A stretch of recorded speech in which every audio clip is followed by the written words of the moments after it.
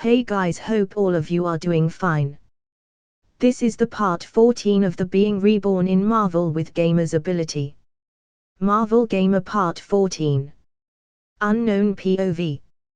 For a few silent moments, Alex stared down the Nordic goddess of death, his eyes filled with a spark of both anger and excitement. A dangerous combination. This is hardly fair, darling. Hela was the first to speak. The wounds Alex had inflicted a few moments ago all but gone.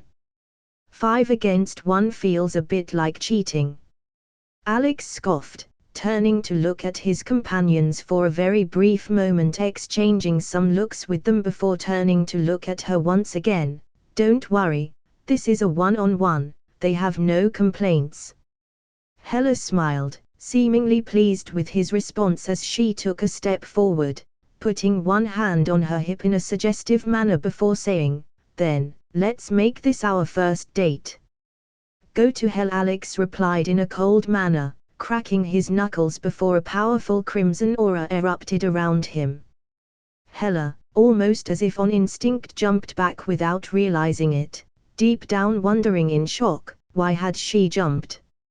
Alex smiled, without saying a word before dashing forward to Hela, who by now had forced herself to recover her stoic demeanor, as she smiled at his approach. Blurring out of sight, Alex moved in front of Hela, throwing a powerful horizontal kick to her face. Grinning in excitement, Hela moved one of her blades to block the attack, but much to her shock, the kick broke her blade and arm out of the way, before his attack landed on her face. Half of her face deformed into a twisted image thanks to Alex's attack. Hela staggered back slightly, her legs trembling as she shakily reached to her face in disbelief, coughing blood, her wounds barely just beginning to heal. However, Alex was not about to give her a free chance to recover from his attack that easily. So, with a wild grin as Hela started to regenerate, Alex extended his right hand at her, inches away from her face, before barely whispering, "Requiem."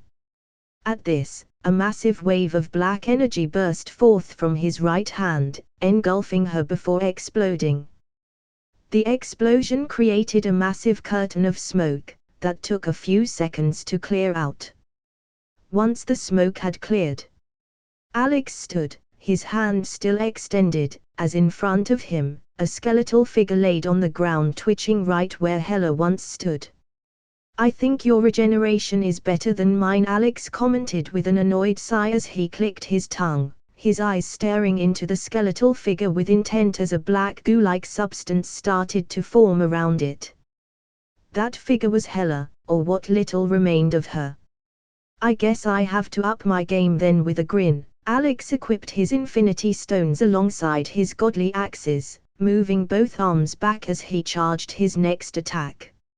As he did this, Hela started to stand up, her trembling body still incomplete, barely reaching the muscular part of her regeneration.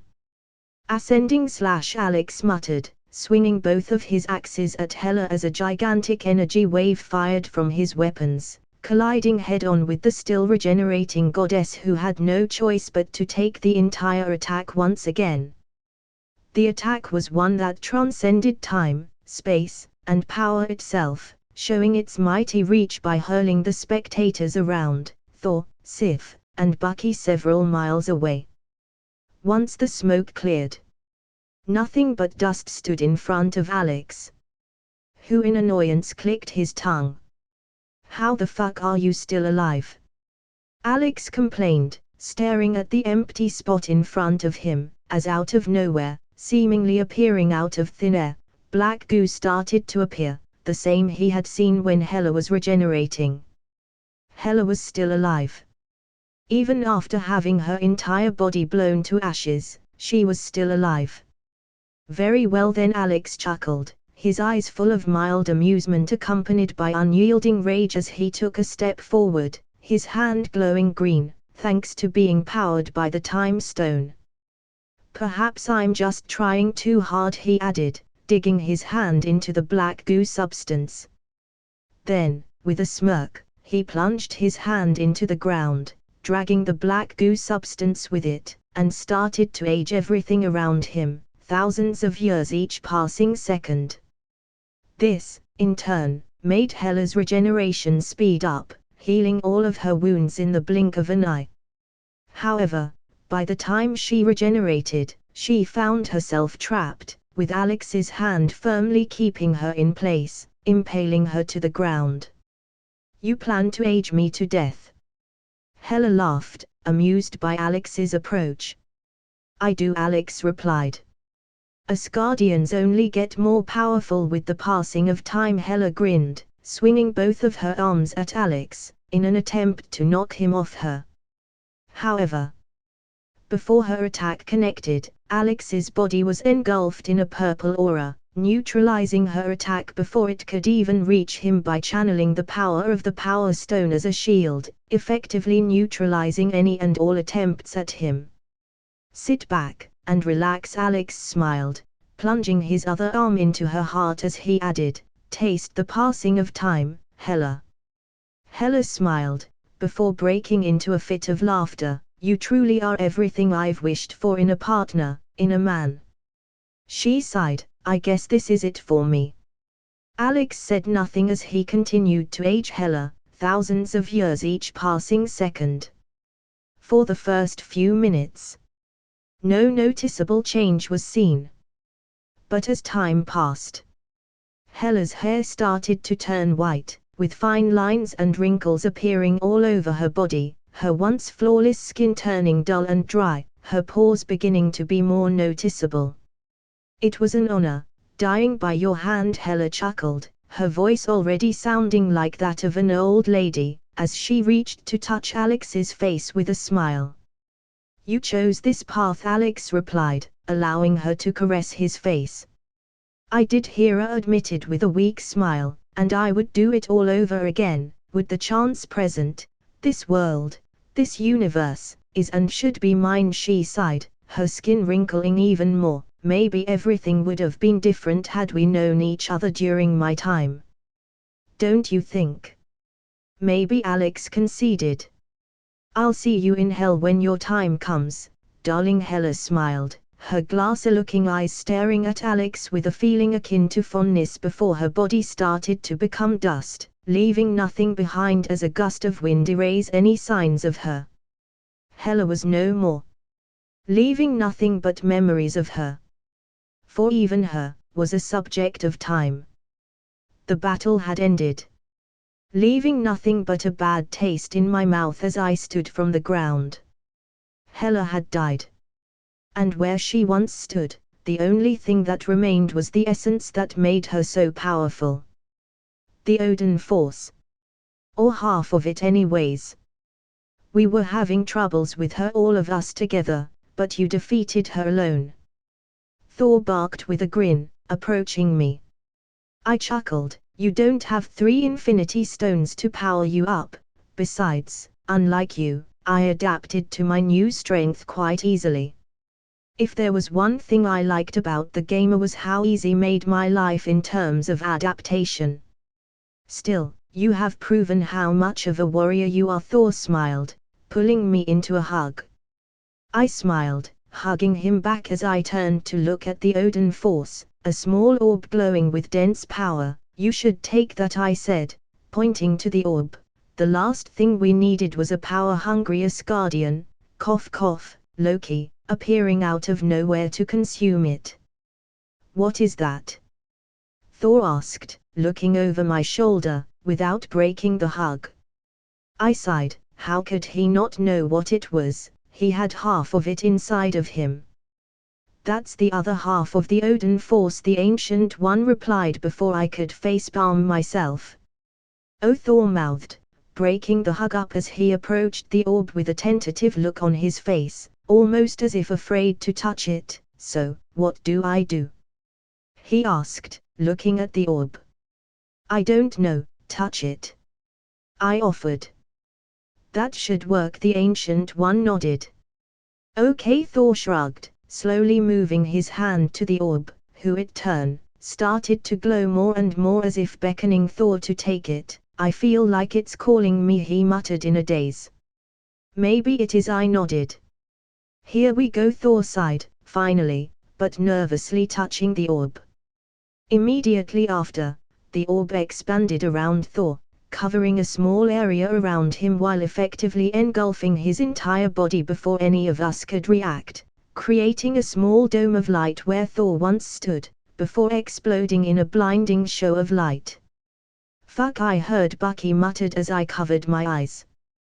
When the light died down, and my eyes once again adjusted to the light around, I saw Thor looking at his hands in mild shock. For a moment, I saw no difference in him, but as I watched Thor stand there daydreaming, I felt something. His magic. It had increased exponentially. He was several times stronger than he was a few moments ago. Thor Odinson, the All-Father LV. I blinked, before starting to chuckle. He had really increased his overall power by a lot with the Odin Force. As he is right now, I doubt I can defeat him. I feel, Thor muttered, clenching his hands. Incredible. I chuckled. Of course you do, you are now mighty, I grinned as he turned around with a smile of his own. We should spar later today. Thor grinned.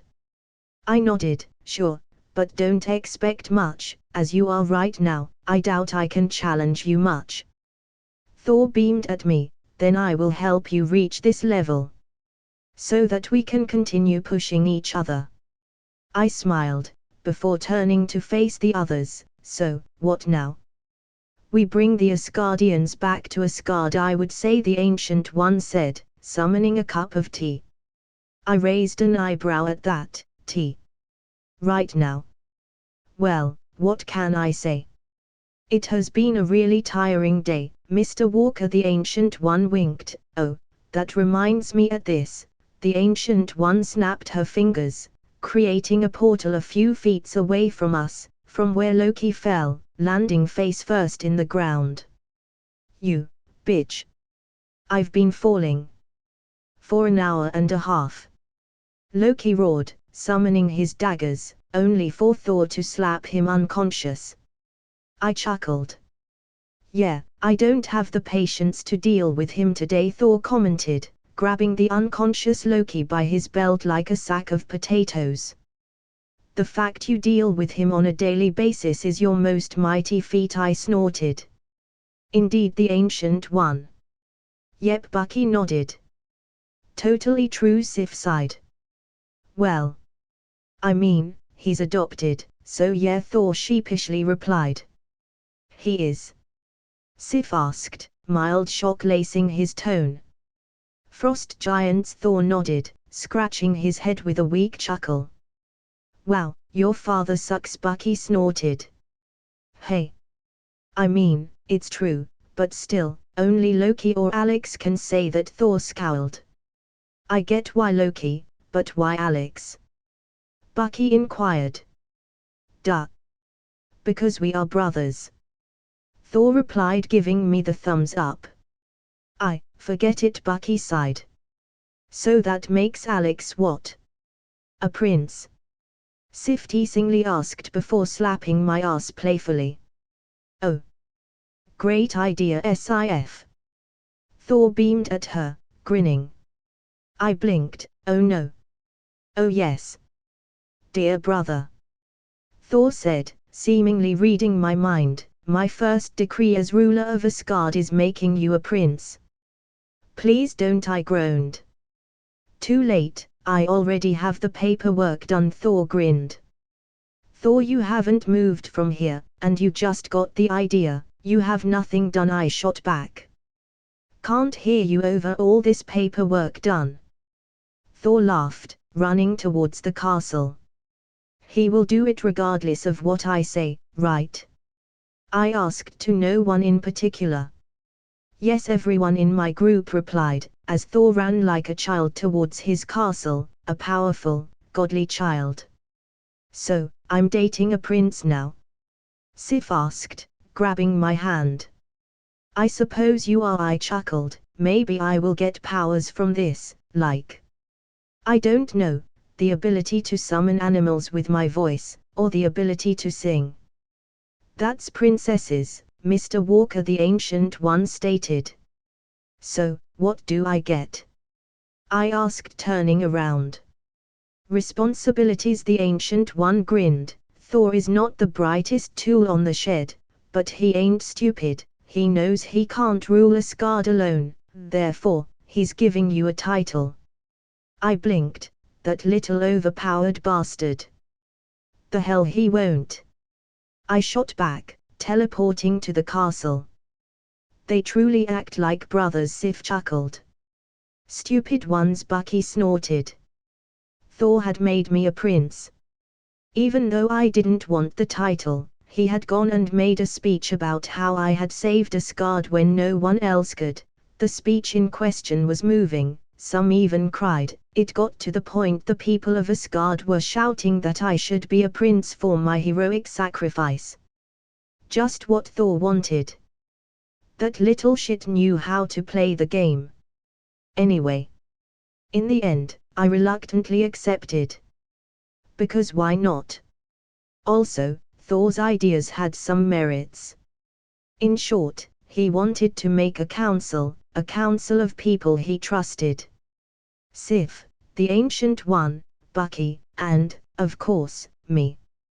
This council would basically deal with problems as they came as a unity of sorts, dealing with threats like Thanos, or in the most recent case Hela as one. It would also deal with minor problems around the 9 realms, basically doing what Odin promised to do, but never did, which was to protect the 9 realms. I mean, he did. But, not as he had promised. Anyhow. The council would not work under Thor, but with him, as every member of the council would share the same rank as Thor or anyone else for that matter. Needless to say, we all accepted. I mean, why wouldn't we? We had all been operating under those guidelines already. With this, we just made it official in a sense, with the Council of Ravens. I have no idea why Thor had decided to propose that name, but I accepted. It was, after all, as good as any name. After all the official business. I had a fight with Thor. And lost, very fast. Not that I expected to last much, considering he now had the full Odin force within him, but it bruised my ego to lose that fast, but good for him. I'm not used to this power, Thor admitted, frowning as he looked into his hands with concern. I sighed, brushing my hair with my hand. Thor, just give it time, your body will eventually acclimate to the change. Thor chuckled, averting his eyes to the side. I suppose, but what good is having power if you don't know how to use it? He had a good point. Since when Thor is so mature? How did your father learn to control that power then? I asked. Odin seemed like in his time he had been like Thor, but worse. Well, not sure, Thor mused, turning to look at me with a thoughtful look on his face. Maybe we should ask him. I offered. I don't want to talk to him right now, Thor muttered, his eyes turning dark. I nodded. He had every reason to be mad at his father right now. Then, maybe I can for you. I offered. You would do that for me? Thor asked, his eyes beaming once again with his usual innocence. Sure, I nodded. I owe you one, brother, Thor smiled, pulling me into a hug. You owe me many, I grinned, hugging him back. Odin Borson POV. Hela had died. At the hands of the one destined to be her beloved. And now Thor had the full power of that made one a true king of Asgard. Odin, that voice, so the brat has finally come. Alex, I greeted, my tone a bit cold. I couldn't help it, he had killed my daughter, and while I knew it had been a necessary thing to do, I still felt conflicted about it. Alex raised an eyebrow. I need some information. I looked at him, my eyes staring into his. Right now it's not the time. Odin, you owe Thor this, Alex said, his tone growing cold. I don't care for your family drama, I truly don't, but I care for Thor, so if you care even a little for him, you will answer some questions. Is that all right? Odin. You dare? I roared, rising to my feet. I dare, Alex replied, unfazed by my anger. I still stronger than you, brat, I growled, moving closer to him. He had no right to judge. I did what I did for a reason, and no mortal would ever have the right to judge me. He was a brat, a mere child. He was still too young to understand the sacrifices I had to make. You wanna fight? Then stop bitching, and throw the first punch, otherwise, answer my questions, Alex growled back, taking a few steps towards me, his eyes burning with an unyielding desire for combat, as his face was inches away from mine.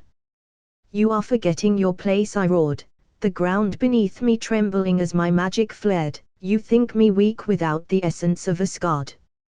I haven't used that power since I sealed my daughter. I'm still as strong as you remember. As I said, you want to fight?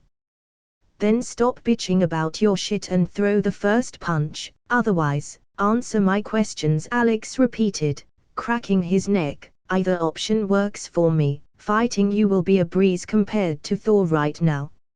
He grinned. I growled, throwing the first punch to his face, that sent him flying across the room. The brat wanted a fight. Good. I would give him one. Besides, I needed a way to vent my frustrations. Now we are talking, old man, Alex chuckled, walking towards me, his mouth bleeding ever so lightly as his eyes stared into mine, brimming with violent intent. Nothing like a good fight to work your frustrations out. I growled, walking towards him. You will regret angering me, brat. Alex scoffed, moving his shoulders a bit as he got into position. Very unlikely, but go ahead, prove me wrong. Gladly, I roared, rushing towards. Frigga POV. Odin and Alex were fighting. I could feel Odin's rage coating the entire area. I had to stop them. A portal appeared in front of me, with the Ancient One being the one to walk through it. Don't. He'll kill Alex. What was this woman playing at? If you seriously think Alex is that easy to kill, then you need to watch closely. Besides, Alex knows what he's doing, the Ancient One replied, her eyes aiming towards the battle. Killing himself. What else would he achieve fighting Odin of all people? No, the Ancient One shook her head, smiling at me in amusement. Odin is a warrior, Alex knows this. He also knows warriors like Odin have a problem sharing their feelings the conventional way, so he's offering Odin a way to vent all of his frustrations. Believe me, by the end of this battle, Odin will be laughing. If Alex survives, I muttered. The Ancient One POV. Consumed by his own emotions, Odin instantly charged at Alex, who was already waiting for him in a defensive stance, which allowed him to not only dodge Odin's first attack but deliver an attack of his own, blasting Odin with a point-blank requiem that sent the former Allfather to his knees briefly, destroying half of his clothes. Growling, Odin pushed himself up rather quickly and rushed at Alex once again, delivering two well-connected punches to his chest, before attempting to blast Alex with a beam of cosmic power. However, Alex ducked under his attack, scarcely dodging the powerful beam that grazed his hair, before grabbing Odin's hand, pulling the former Allfather close to him, delivering a mana-charged palm strike to Odin's stomach with enough power to take the air out of Odin. But as expected of Odin, he recovered quickly, grabbing Alex by the shirt before snarling, "Don't hold back me. I have seen you fight. Don't mock me." Smiling, Alex grabbed Odin's hand before slamming him to the ground in a seemingly flawless motion that caught Odin off guard. Sure, Alex smiled, jumping a few steps back, pointing at Odin before doing a flick with his hand, as if to say, "Come on." That was all Odin needed to jump to his feet. Growling, but at the same time somehow smiling, Odin rushed at Alex, before teleporting in front of him, swiftly punching the perplexed human in the solar plexus, knocking the wind out of him, and stunning him for a brief moment. "That's for earlier," Odin growled before delivering another punch in the same spot with twice the strength, doubling Alex over. Grinning, Odin followed that up with a quick rising uppercut, lifting Alex's body high into the air, before grabbing his leg and slamming him to the ground. "Is that all?" the former king barked, letting his guard drop for just the briefest of moments. A grave mistake. Taking advantage of this, Alex moved in front of the former king in a blur of movement, delivering 3 consecutive blows in rapid succession, one to his throat, one to his chin, and one to his eye, effectively stunning Odin for a brief moment. Which was more than enough time for Alex to grab Odin's wrist, throwing the former king high into the air, before slamming him headfirst into the ground. Then letting off his wrist, Alex extended his right hand towards Odin, muttering Requiem. The explosion this time was big, enough to destroy Odin's house completely, but not enough to put the former king down. "You brat," Odin smirked, completely unharmed for the most part. Alex grinned back, cracking his knuckles. "Is that all? Or you need more therapy?" Odin scoffed, "You will regret this one way or another." Alex cracked a smile at him. "Nah, for one I'm enjoying this. Way better than seeing you whine." Odin growled, "You will learn to respect your elders." "Bring it on," Alex challenged. It was funny really, seeing the old oaf trying to appear angry and insulted when in reality, he could barely hold the grin on his face. After all, he was a warrior first, and then a king. This was in a way, therapeutic for him. He was venting his anger on Alex. He had no reason, or intent to kill him. He just wanted for a moment to forget. And Alex was offering him that. "This is getting out of hand," Frigga commented. "Don't worry, let the kids play," I chuckled, summoning 2 cups of tea, one for me, and one for Frigga. She really needed one. "Those kids, as you say, have the power to destroy the planet," Frigga shot back. "They won't," I assured. I was at least a 68% sure they wouldn't. 62, yes, that's better. "Very well then," Frigga sighed, grabbing the cup of tea I was offering her in an anxious manner. Alex Walker POV, 8 hours later. After 8 hours of non-stop fighting, I had been defeated. And now, I laid on the ground chuckling. As Odin offered me a hand. He had won. I mean, I was far from done. And I had not used my infinity stones. But I had accomplished my goal. I had helped the old depressed bastard to vent some of his problems in the best way Asgardians knew, with violence. "You did well," Odin smiled, as I took his hand. "Same," I smiled. "You will surpass me soon enough, so I guess I'm happy I got to beat you before that happened," Odin chuckled. "So, are you feeling better?" I asked, pulling a few beers from my inventory. Odin nodded, grabbing one. "As good as I can feel right now." "Can you help me know?" I asked, taking a sip of my beer. Odin chuckled. "Sure, why not?" "Perfect," I smiled at him. "Let me guess, it's about the essence of Asgard, right?" Odin sighed, grabbing the beer with his 2 hands.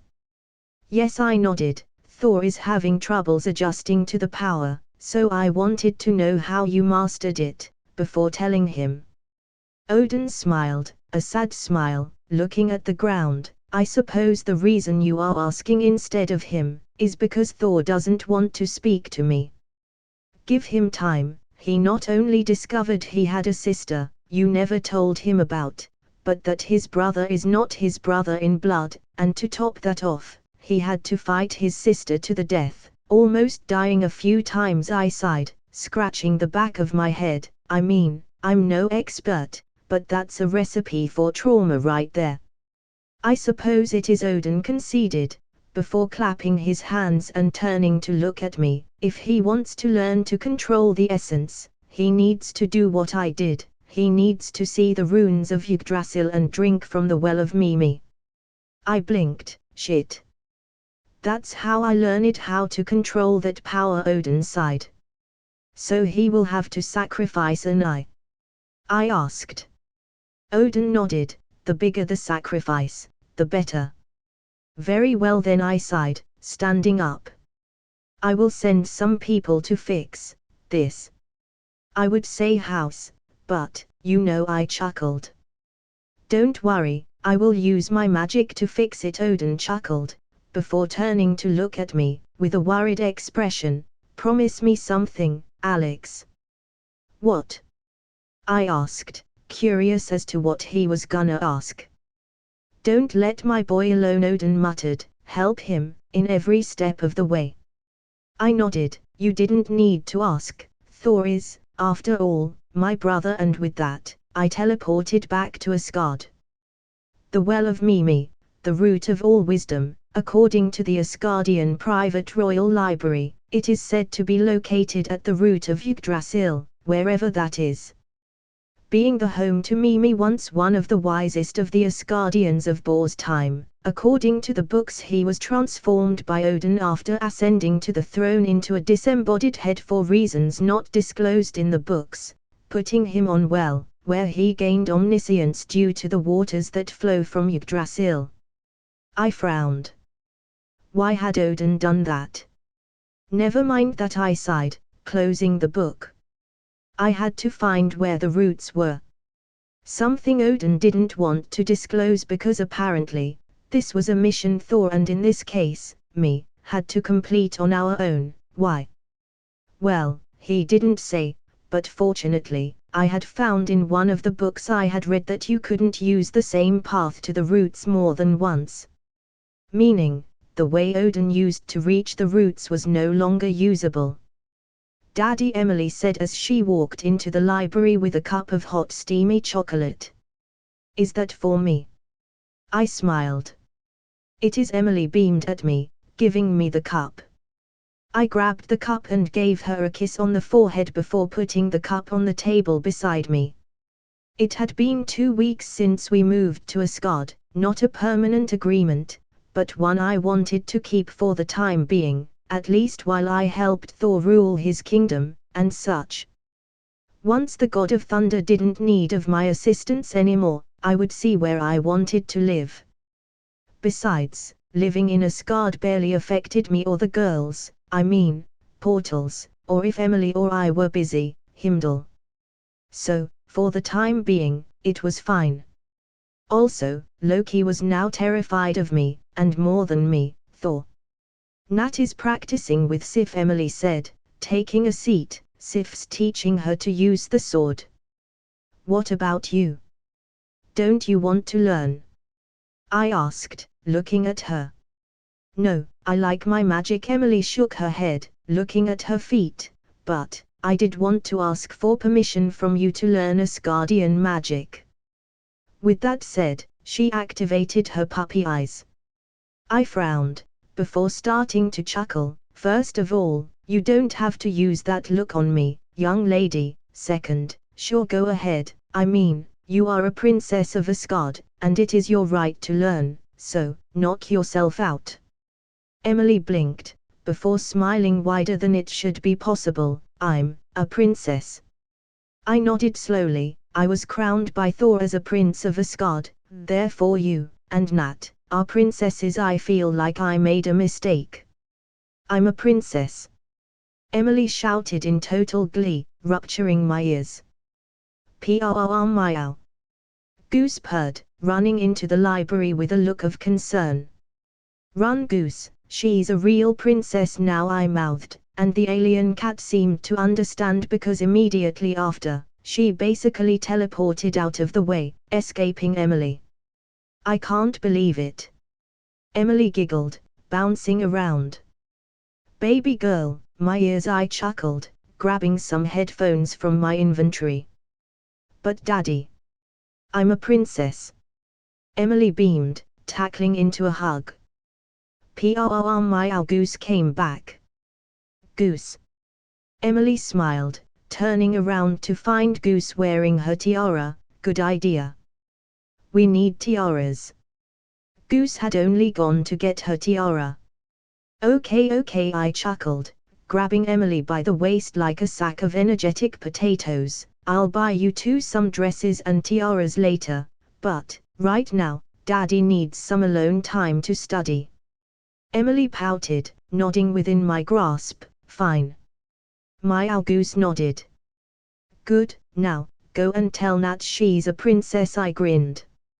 Emily at this chuckled, I bet she won't like it. Maybe she will, I shrugged, winking at her, before opening a portal to her room, tossing both her and Goose into the portal. Daddy. I'm a princess, not a sack of dirty clothes. Don't throw me like that. Emily giggled, while Goose gave me a dirty look of indignation. I chuckled, winking at them before closing the portal. Time to hit more books, I sighed, turning around to see the mountains of books I had yet to read. This was going to be a long, long day. Loki Odinson POV. Alex was now a prince of Asgard. Thor had insulted in the biggest way possible, putting that mortal on the same level as me. To make matters worse, I couldn't do anything. I couldn't even see their shadows anymore. They felt, and seemed unreachable. I was no fool. I could feel their power. Even from afar, it was like a violent sea waiting to swallow me at any given moment. That was a level of power I had only felt from father. To think a mortal would reach such levels, it was infuriating. Damn it all! I roared, punching the wall of my room, cracking part of it under my fist. How did he do it? Thor, I understand, he absorbed the power of kings, but how did a mortal reach that level without that? Of course. How could I be so blind? The Infinity Stones. They were the fuel behind his growth, the only reason why a mortal was able to surpass a god like me. With them, he had closed the gap. If I were to have them, not even Thor would pose a threat to me. I had to have them. The question now was, how to retrieve them from his hands. As he is now, I pose no threat to him. And considering how Thor loves him, and his daughters, attacking daughters is off the table. One wrong move, and Thor will erase me. Therefore, getting the stones he has on his hands is impossible. But there were still other stones to gather, 3 in fact. I grinned, I guess it's time to make some calls. I laughed, soon I would recover what those two had stolen from me, soon, they would all fear, and respect, Loki. For days, I continued to research about everything there was to know about Yggdrasil and such, discovering a few interesting facts and things about the subject. For one, finding that the 9 realms were originally 10, and became 9 during Odin's reign. Asgard, the main world, the home of the Aesir, and the location of Valhalla, aka the Hall of the Slain. Alfheim, which was loosely translated to Land of the Elves or Elfland, and as the name suggests is home of the Josulfar, aka the Light Elves. Not much can be found about them though, but in most books, they are described as being more beautiful than the sun. Nidavellir, the realm of the dwarfs, a race of master smiths and craftsmen, good guys, should visit them soon. Midgard, aka Earth. Jotunheim, the homeland of the Jotnar, aka the Frost Giants. A realm described as downright unlivable, having dark forests and mountain peaks covered in an unholy winter that never eases its frosty grip no matter the situation. Vanaheim, the home realm of Frigga, and one known for their magic. Niflheim, translated as abode of mist or mist world, a realm that is somehow more cold than the one the frost giants reside in, described as the world of primordial ice, whatever that is. Muspelheim, the total opposite of Niflheim, being the realm of the primordial fire. Not much is detailed in the books about said world. And last, but not least, Hell, also referred to as Helheim or the realm of Hell, the place Hela sent me for a couple of hours while she tried to take over the world and such. Now, these were the realms everyone knew about. But there was one that used to be on the roster. That realm was called Heaven. According to the only book I found about the subject, because more than not, all books had this realm redacted out of them. Heaven was, at one point, one of the 9 realms, which at the time I suppose were called the 10 realms. Its inhabitants were known as angels for their holy looks and angelic wings. Anyhow, sometime during Odin's reign, something happened, and the angels decided to wage a war against Asgard. After that, everything was redacted, showing nothing else of importance in the book. Fucking Odin hiding shit. Thankfully, now that I knew what to look for, my quest was considerably easier, because I only had to use my power to know more. I had after all unlocked the history of the universe a long time ago. So, I did just that. And what I found was not pretty. The war had apparently started for petty reasons, at least according to me, eventually leading to the Queen of Angels successfully kidnapping and seemingly killing Odin's newborn infant at the time, Aldrich. In rage, Odin used his powers to cut off Heaven from the other 9 realms and Yggdrasil altogether. However, the king's hatred didn't end there. Blinded by his sorrow, Odin spat a curse upon the angels, a curse wrought of the Odin force to bind them forever from returning home, anchoring them deeper in the void, as punishment for killing his daughter. The funny thing is, according to my records, Aldrich was still alive. Meaning, that unbeknownst to Odin, he had sealed his own newborn daughter, alongside the angels in the void. God damn it, Thor's family feels like a telenovela. So Thor has another sister, I sighed, scratching the back of my head. Another daughter he imprisoned, great. I hope at the very least this one doesn't have a weird prophetic infatuation on me. Now, how the fuck do I break this news to Thor? No. How the fuck do I break this to Frigga? No. How the fuck do I break this to Odin? They will kill each other, I sighed. I mean, Odin would probably kill himself after finding out his second daughter not only didn't die, but he sealed her like he did with Hela. Frigga will probably tear him a new one, finding out her firstborn never died as she thought, and had been inside the void for all these years. Thor will simply lose his shit. I mean, how many siblings can Odin fucking hide? I need a beer. Brother. Fuck. Hey Thor, I waved at him. Is there something wrong? Thor asked, his usual smile fading ever so lightly. I nodded, but before he could ask, I raised my hand, shushing him up. Thor, I need a drink, and by one, I mean a barrel of beer. After that, we'll talk. Fine by me, Thor chuckled, giving me a one-armed hug. Besides, how bad can it be? It's not like I have another sibling ready to kill me father didn't tell me about. No best moment to hear a Hela-related joke. Beer, now, I replied. Thor narrowed his eyes for a bit, before he shrugged. Fine, let's go. And with that, we teleported to the royal bar, where I would get drunk enough to deal with the telenovela Odin had created. Natasha Walker POV. When Emily said I was a princess, I wanted to say no. But the benefits were alluring.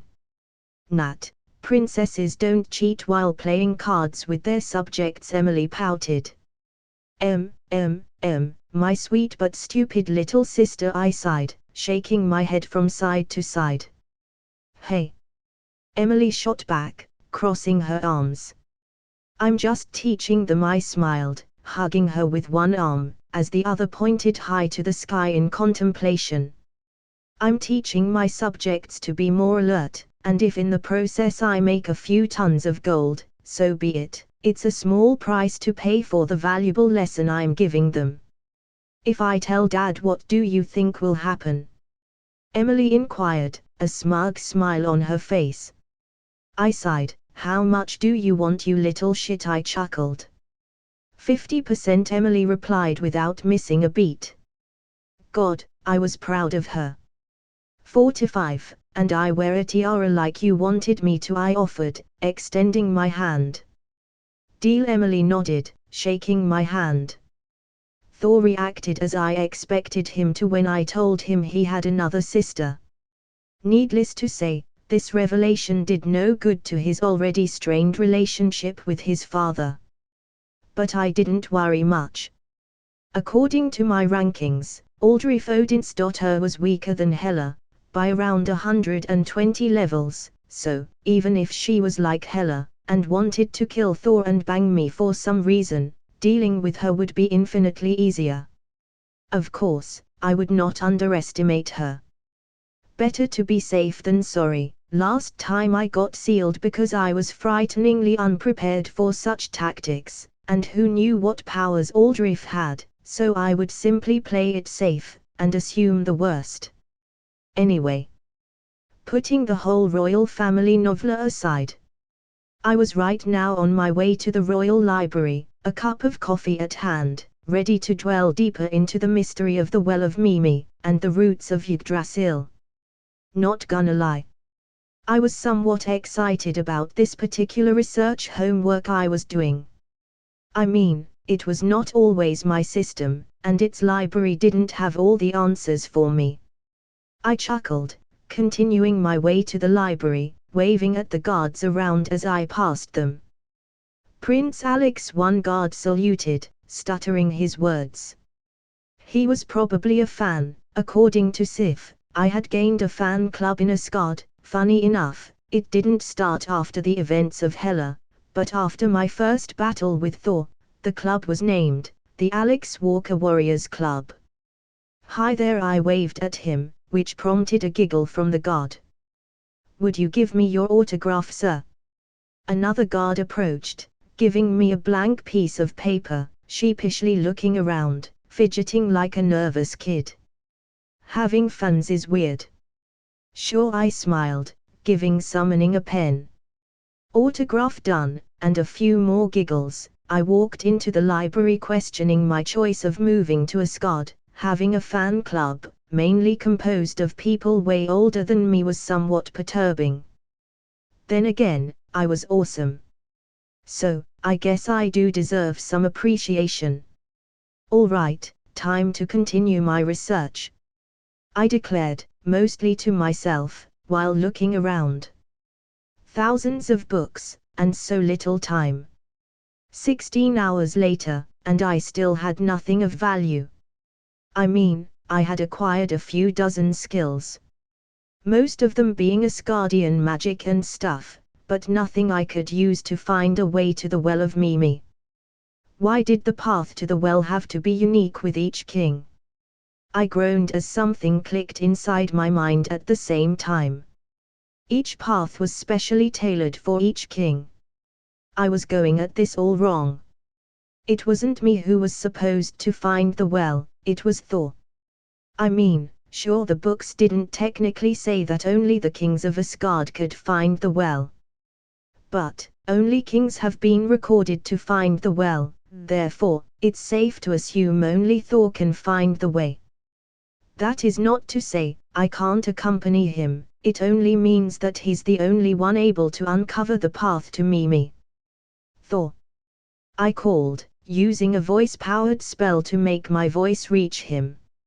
Seconds later, Thor bursted through the door wielding a sword while looking around in concern. What sibling of mine wants to kill you? Loki. Aldrich. A new one you just discovered? I blinked a few times before breaking into a fit of laughter. None at the moment. Scratch that, Loki is always plotting to kill me, but he's like a cat to me. It amuses me to see him fail and keep on trying, but outside Loki, none that I know. Good, Thor nodded, breathing out in relief. One can never be too careful with my family. 60% of them want to kill you, and the other 40 want to fuck you. I looked at Thor, counting his family members before drawing the percentages. Those numbers don't add up. Thor grinned, wiggling his eyebrows at me in a suggestive manner. Thor, I will shave your head, I warned. Okay, sorry, I was just messing with you, Thor chuckled. As my little brother, I have to do so. It is written in the Book of Older Brothers, a book as old as time itself, full of brotherly wisdom. I deadpanned. Now, putting that aside, little bro, what happened? Why did you summon your mighty handsome older brother? Thor said, smiling from cheek to cheek. I sighed. I think I discovered why I can't find a way to the Well of Mimi. Thor blinked, his attention now fully on me. Why? Well, if my theory is correct, which I feel it is, only you can find the path to the Well of Mimi, I elaborated, taking a seat. I see. Thor beamed, giving me a bone-crushing hug as he picked me from the chair. The fucker was still not fully aware of his new overwhelming strength. Good, now stop breaking my bones, I sighed, chuckling under my breath. Bah, you regenerate, so tough love won't kill you, Thor laughed. I chuckled, he did have a point. I mean, I regenerated faster than he could break my bones, but still, I suppose, we have work to do, so shoo, I added, teleporting out of his brotherly embrace. Indeed we have. Thor nodded. You and me, two incredibly handsome brothers, one more than the other, that one being me, in a quest to find the Well of Mimi and acquire its power. I can hardly wait. So, he wanted me to acquire from Mimi's well as well. How touching. I suppose it would be a quest to be remembered. I nodded. Of course, it will. Thor nodded in an excited manner. It will be our first brotherly quest, no bald one, no Bucky, and no Sif, just brothers doing what brothers do. I snorted, fine, but first, find the path, otherwise, that won't come to happen, I chuckled. Indeed, Thor nodded, index finger pressed upon his lip. So, how do I do that? This was going to be a hard quest, wasn't it? 2 weeks after my talk with Thor about finding the path to the Well of Mimi, I found myself walking with Thor in a realm I didn't expect him to pick to start his journey. Jotunheim. Of all the realms, including heaven, I didn't expect him to pick the one that hated his family the most. So, why did we come here again? I asked, looking around, left and right, up and down. All that was to see was ice and snow. Fortunately for me, I was pretty much immune to this type of harsh weather. Well, you said I had to find the Well of Mimi, right? Thor said, smiling at me. I nodded. I did say that, yes. And that every path to the well was tailored for the king of the time, right? Thor added this was probably a step-by-step to his grand revelation as to why we were here. I will indulge him. Yes, I also said that, I chuckled. Well, after you told me that, I got thinking, Thor started. That's a dangerous thing, I smirked at him, getting a playful punch from Thor as a result. As I was saying, I got thinking, if each path to the well is tailored for the king of the time, then, this was the place. Thor said, beaming at me, almost as if that was all the revelation. Thor, I'm gonna need more than that, I said, as Thor deflated. Well, most of my life before meeting you was spent here, fighting the frost giants day and night, Thor elaborated. That made sense, and it was accordant to canon now that I remember. I see, and by that logic, the path to the well should be here. I smiled, very good thinking. Thor, his logic was not bad at all. Indeed, it is a mighty logic. Thor nodded, preening at the praise like a peacock. So, where do we start? I asked. I don't know, Thor shrugged, looking around. Let's just go with the flow. Go with the flow. I suppose if the path to the well is tailored for Thor, going with the flow was the best option. Very well, I sighed, immediately after, feeling a few energy signatures approaching and moving around. I think the frost giants are aware of our presence, I stated, looking at Thor. Thor grinned, before deflating almost instantly. I guess I should take this opportunity to make peace with them, he said with a hesitant tone. I raised an eyebrow. That was an unexpected turn of events. It would be wise, but what brought this on? Loki, Thor sighed, rubbing his head with a tired smile. I understand, I smiled, patting him on the back. It was easy to see why he wanted to put Asgard's past behind him. Loki, being a frost giant, forced Thor to a new perspective, one he didn't ever expect to have. Do you think they will be open to peace? Thor asked. I shook my head. I mean, from what I read about them in the Royal Library, they are 10 times more stubborn than the average Asgardian, so I doubt they will come around the idea as fast as you want, but don't worry, I'll help you out. Thanks, brother, Thor nodded, taking a deep breath as he turned his head towards the direction the giants were marching from, before saying, I still have no idea how to tell Loki. I know I have to, but I stopped him. Thor, this won't be easy, no matter how you do it. My recommendation: rip the damn thing like a band-aid, tell him what you know, and hope for the best. Thor sighed, maybe. Look, if you want, I can seal his magic and his physical prowess, and throw him into a room with Emily. From adopted kid to another, they have to find some common ground, and besides, I just know that with enough time Emily will meld his, well, everything. I grinned. Ha! She is the cutest thing on all of the 9. I mean, 10 realms without a doubt. Thor barked a laugh. Indeed, I nodded, proud of my little girl. Heck, I'll even throw Nat into that room.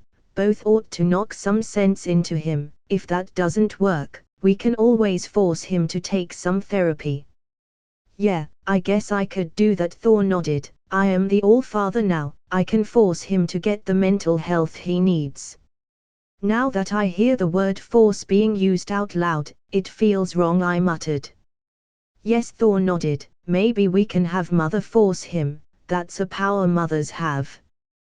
Before I could reply, a massive 10 feet long lance made out of solid ice landed on my chest, breaking into 1,000 pieces without even making me budge. If anything, it had tickled. I will take a wild guess and say, there are here, I said, opening my minimap, and yes, there were 2,000 red dots around me, the strongest of them all being only level 180. Thor Odinson and company. I turned around to see an 11-foot-tall frost giant riding a horse towards us. The giant in question was wearing a full set of leather armor, that only covered lower body and shoulders. For a weapon, the giant had a sword, one that, like the lance, seemed to be made out of ice. Laufey, king of the frost giants, LV 180. Company has a name, and it's Alex, I replied, waving at him with a smile. Yes. Alex, Prince of Asgard. Thor nodded. That title will probably affect my relationships with them. Odin had a new kid. Laufey chuckled, and I could almost taste the hate within his tone. No. I replied, pausing for a bit, maybe. I mean, considering the old king had a thing for sealing his children, well, we didn't know how many kids he had. Wait, was that what happened to the other children he had according to my mythology knowledge? So, a prince by marriage, my, I didn't expect Odin to approve of such a thing, Laufey replied, hissing his words out. Prince by marriage. Thor muttered, are you marrying with Sif, and didn't tell me? Thor, he's calling us gay, I clarified for the overly oblivious king. Wait, what do you? Oh, Thor muttered, catching on, okay, fuck peace, I will end you. I sighed, stopping Thor with a look that said, stop and think. Peace?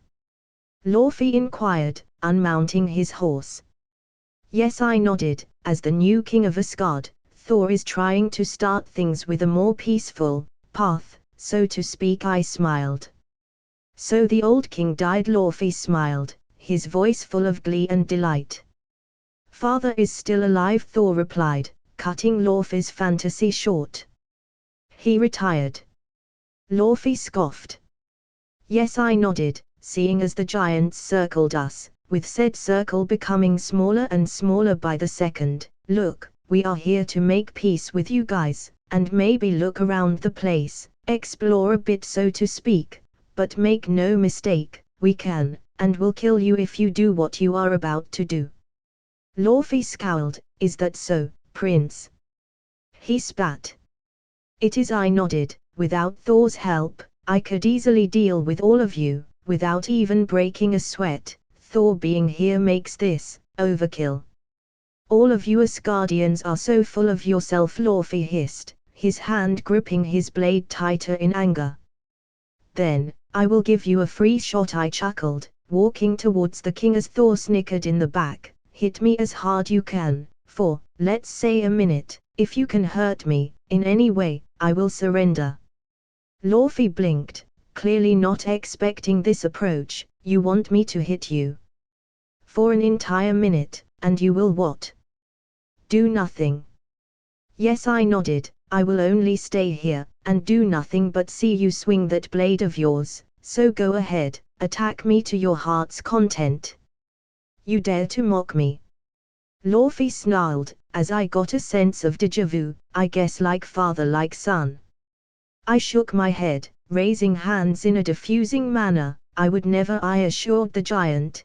Besides, what's the hesitation for? Hitting me most be cathartic by proxy, so just do it. Very well, Laufey spat, reeling his weapon back as he said, if you wish to die so badly, then so be it. With that said, he swung at me with a downwards slash, however, once the blade impacted with my body, it shattered into 1,000 little pieces. You have 1 minute, so knock yourself out, I yawned, taking a seat on the ice beneath me as the king looked at me in a combination of horror and shock. Another weapon? The king demanded. 1 minute later. The King of Frost stood in front of me, hundreds of weapons broken around him, as horror dawned on him.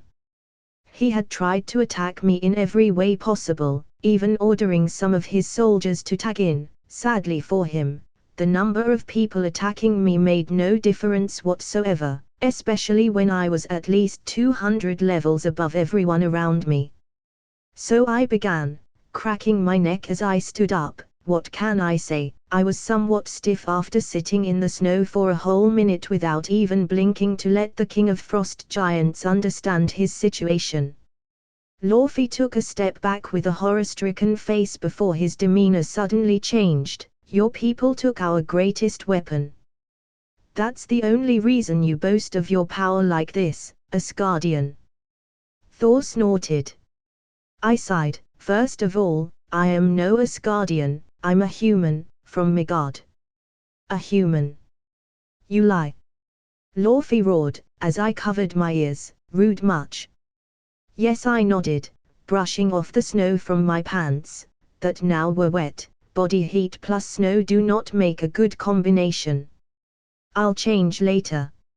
A human being a prince of Asgard, Laufey spat in disbelief, as if that was something that could happen. I mean, one of you is a prince too, so. I shrugged. Laufey blinked, before narrowing his eyes at me, so he lives, he muttered, sounding rather disappointed. Father of the Year, Geez, poor Loki, two terrible parents, one after the other, first this guy, and then Odin. Like, what are the odds? Mind your tongue, Asgardian. Laufey snarled, seemingly not happy with my comment. Or what? I asked, tilting my head. You dare? Laufey growled. No, seriously, I am curious, if I don't mind my tone, you will do what exactly? I asked, bringing one hand to my chin. I will. Laufey growled, his tone wavering as he tried to come up with something. You will do nothing, Thor spoke, finally joining the conversation, walking towards me. My brother here is stronger than all of you put together, he said, putting his hand on my shoulder, as he grinned, and I am even mightier, so be careful with what you do, Laufey. Laufey growled, his whole body shaking in rage and impotence. He wanted to kill us, he wanted to tear us apart, but he knew he was outmatched by the powers we wielded. I suppose the question now was, would the king drop his pride and accept his loss, or would he let his own hubris doom him? Eventually, the King of Frost spoke. I might not be able to hurt or kill the both of you, but make no mistake, we will not bow to Asgard, we will not let our hate go. For as long as we exist, our purpose will be to destroy you, so go ahead, walk around our people, do what you please, but know we will always be plotting against you. I sighed, turning to Thor. I guess we could always seal this realm away, to avoid war, and killing them. Like Father did with that other realm. Thor replied with a thoughtful look. I mean, they are clearly not open to peace talks. Heck, the king just said he would plot against us for all of eternity, which brings a sense of déjà vu to me, I chuckled. Loki. Thor snorted. Yes, I nodded, cracking a smirk at him. I mean, do they even pose a threat to us? Thor asked, scratching his head. Nope, I shook my head. Don't talk about us like we are not here. Laufey roared, but we did what we had to do, and ignored him. My golem army is bigger than their army, and I could level this world with a few golems, 100 at most, I added. So, we have no need to cut them from Yggdrasil then. Thor mused, very well, we can always try for peace with the next generation. He nodded. Sounds good, I nodded. Stop ignoring us. Laufey shouted, only to be shushed by Thor. But it would be best to cut any means of travel they have, Thor added, a very good point from him. Already on it, I nodded, informing the Ancient One about the situation through the party chat. She should be able to seal any portals this planet has, right? Thor inquired, reading the chat. Yes, and if she can't, I can always use the space stone, I nodded. Good, Thor smiled. That's it. Attack them. Laufey ordered with a roar. Just ignore them, they will tire themselves out, I said with a yawn. So, we just explore the planet with them attacking us? Thor asked. I nodded, yes.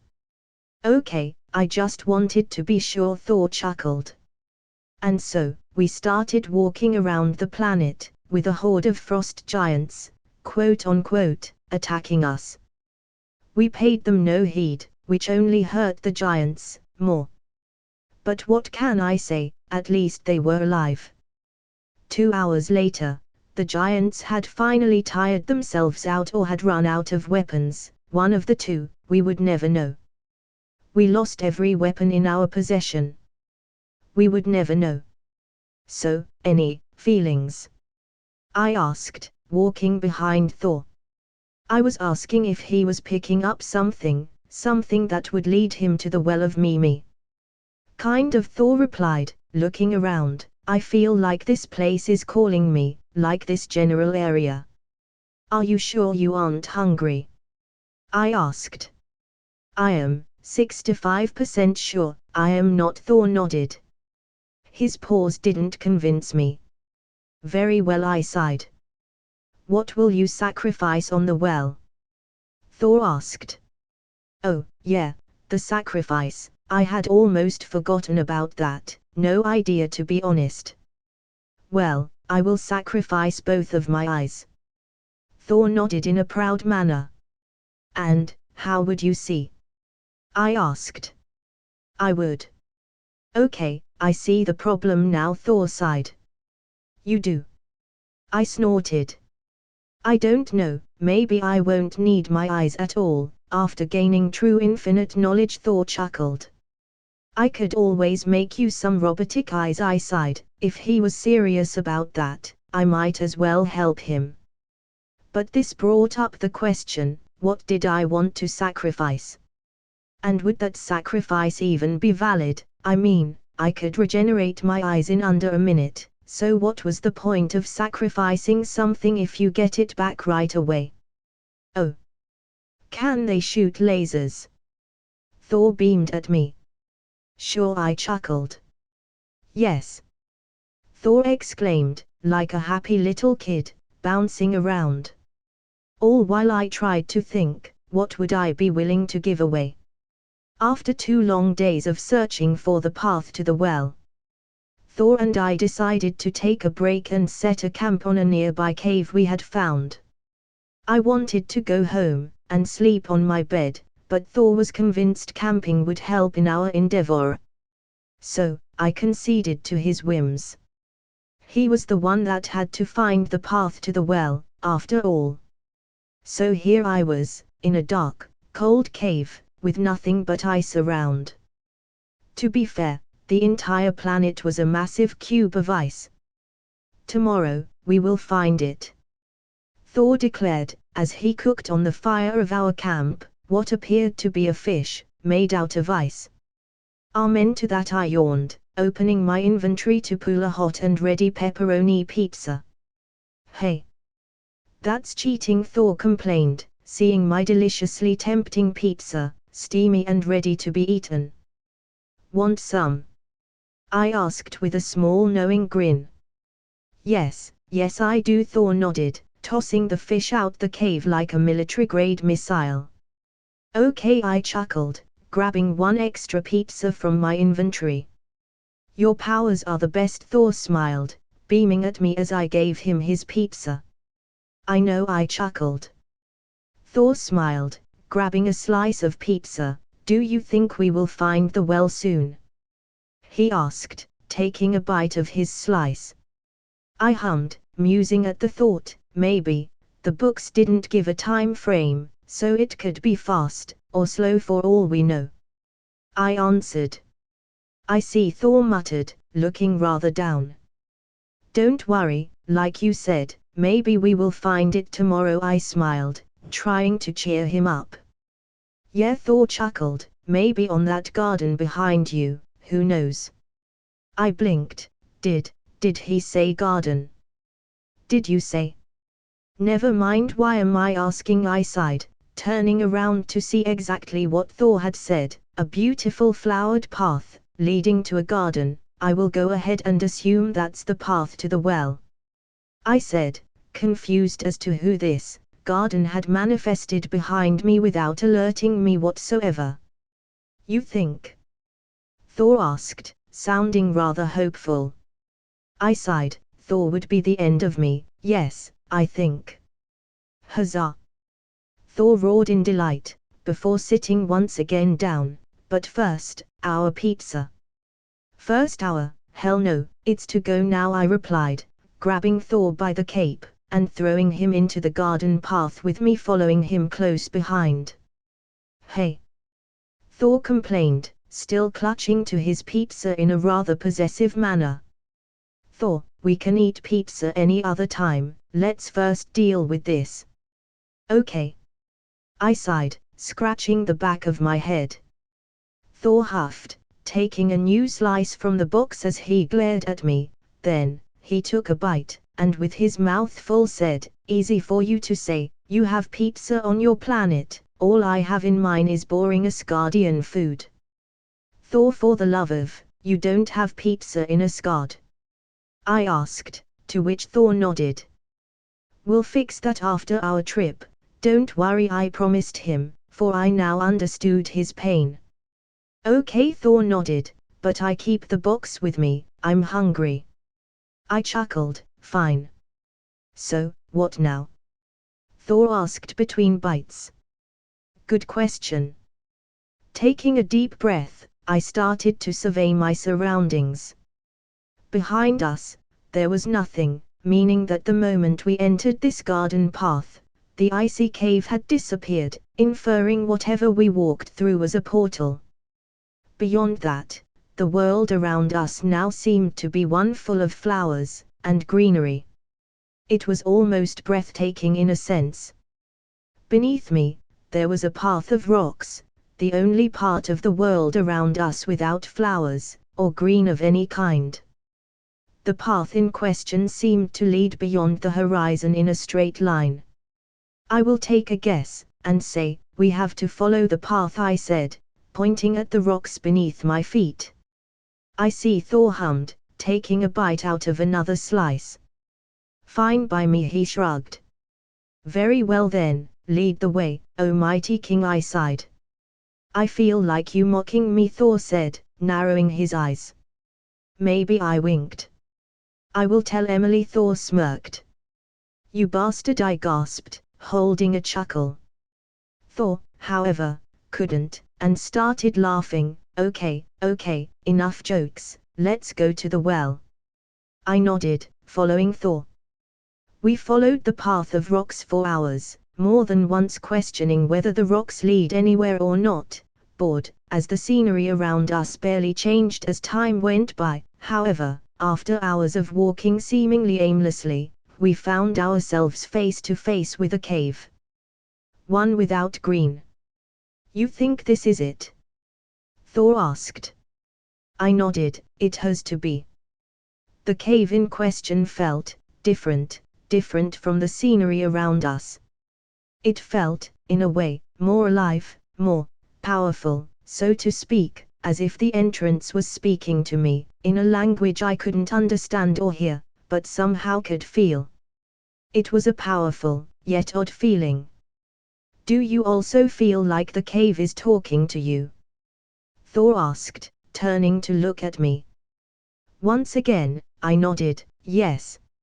Now, I had no doubts, the cave was also beckoning at Thor like the call of a siren in the sea, meaning that without a doubt, this cave held within its damp walls the well of Mimi. I just knew it. Let's go, Thor said, walking towards the cave. I smiled, excited our quest was coming to an end as I followed Thor close behind. First few steps into the cave, it was painfully clear to see there was no light around, almost as if all forms of light had been sucked or erased by a black hole or something. That wouldn't do, so frowning at the situation, I created a ball of light using my mana as to illuminate our path. Something Thor immediately thanked me for. With our path now illuminated, I found Thor was a single step away from falling into the biggest set of stairs I had ever seen in my life, stairs that seemed to lead deeper and deeper into the cave. Do we walk? Thor asked. I shook my head, fuck walking, if the stairs were as big as I imagined, walking them would take hours. Nah, let's flight. 6 fucking hours. It took us 6 fucking hours to reach the bottom of the stairs. We flew at top speed, for all that time, and still took us 6 fucking hours. 6 hours of flying to find a door. Thor roared, for indeed at the end of the stairs, there was nothing but an old-looking door and some dead rats. Thor, open the fucking door. I sighed, rolling my eyes. Oh, right, Thor chuckled, pushing the door open to reveal more darkness. However, something else happened. Thor Odinson, a voice spoke, the moment the door was finally wide open. Alexa Walker. Disembodied voice. Thor replied, sounding a bit unsure. The well of wisdom awaits for you too, the voice replied, echoing through the cave. Yes! Thor shouted, once again, raping my ears. Stop shouting when I am 2 feet away. I shouted back, slapping the back of his head. Sorry. Thor chuckled, scratching the back of his head. I'm just so happy we found the well. Same, I chuckled, my ear pain already gone for the most part. Come. The voice said, and immediately that what laid beyond the door was illuminated, revealing the well, and the decapitated head of Mimi blinking as it stared at us. Creepy, I muttered. I apologize, my body is in the laundry, the head replied, his lifeless eyes staring into mine. I blinked, not knowing what to do. Laugh. Apologize. Thor, however, didn't have that internal debate and was laughing his ass off on the floor. It was a joke, the head added, chuckling at my reaction. Oh, well, it was a good one, I chuckled awkwardly. I looked at Mimi, who looked back at me with an emotionless look. It was almost as if staring at a corpse, giving me an unsettling feeling that crawled down my back, in an unusual way. It wasn't fear. It was something else. Thor Odinson, take a step into the well, and make your offering, Mimi spoke, his eyes never leaving me. It almost felt familiar.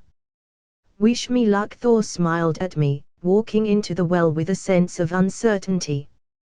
You are mighty, you need no luck, I replied, trying to assure my friend things would go okay. Indeed, Thor nodded, taking the first step into the seemingly bottomless well. Something I had failed to notice before. The well felt infinite. Almost like the stones in a way, but way less abstract. Now, submerge, and make your sacrifice, and claim your power, Mimir spoke, as Thor walked deeper and deeper into the well, his body begging to glow in a faint yet powerful form light that seemed to be composed in its entirety out of pure cosmic energy. Thor said nothing in return, diving into the well, leaving me alone with the head of Mimi, staring deep into my eyes. So, I guess it's my turn? I asked, to which the head said nothing. This was getting rather awkward. Eventually, however, the head sighed, his lifeless gaze moving from me to the well. You seem to misunderstand, the well has nothing to offer you. What? I asked, frowning. The well was the source of infinite knowledge, omniscience in a drinkable form. How could that not have anything to offer me? As I said, the well has nothing to offer you, Mimi replied, his eyes once again back to me. Is it because I'm a human? I asked. Perhaps that was the reason. Perhaps only Asgardians could use the well, or in even more restrictive case scenario, perhaps only could Thor use the well. No, once again you misunderstand.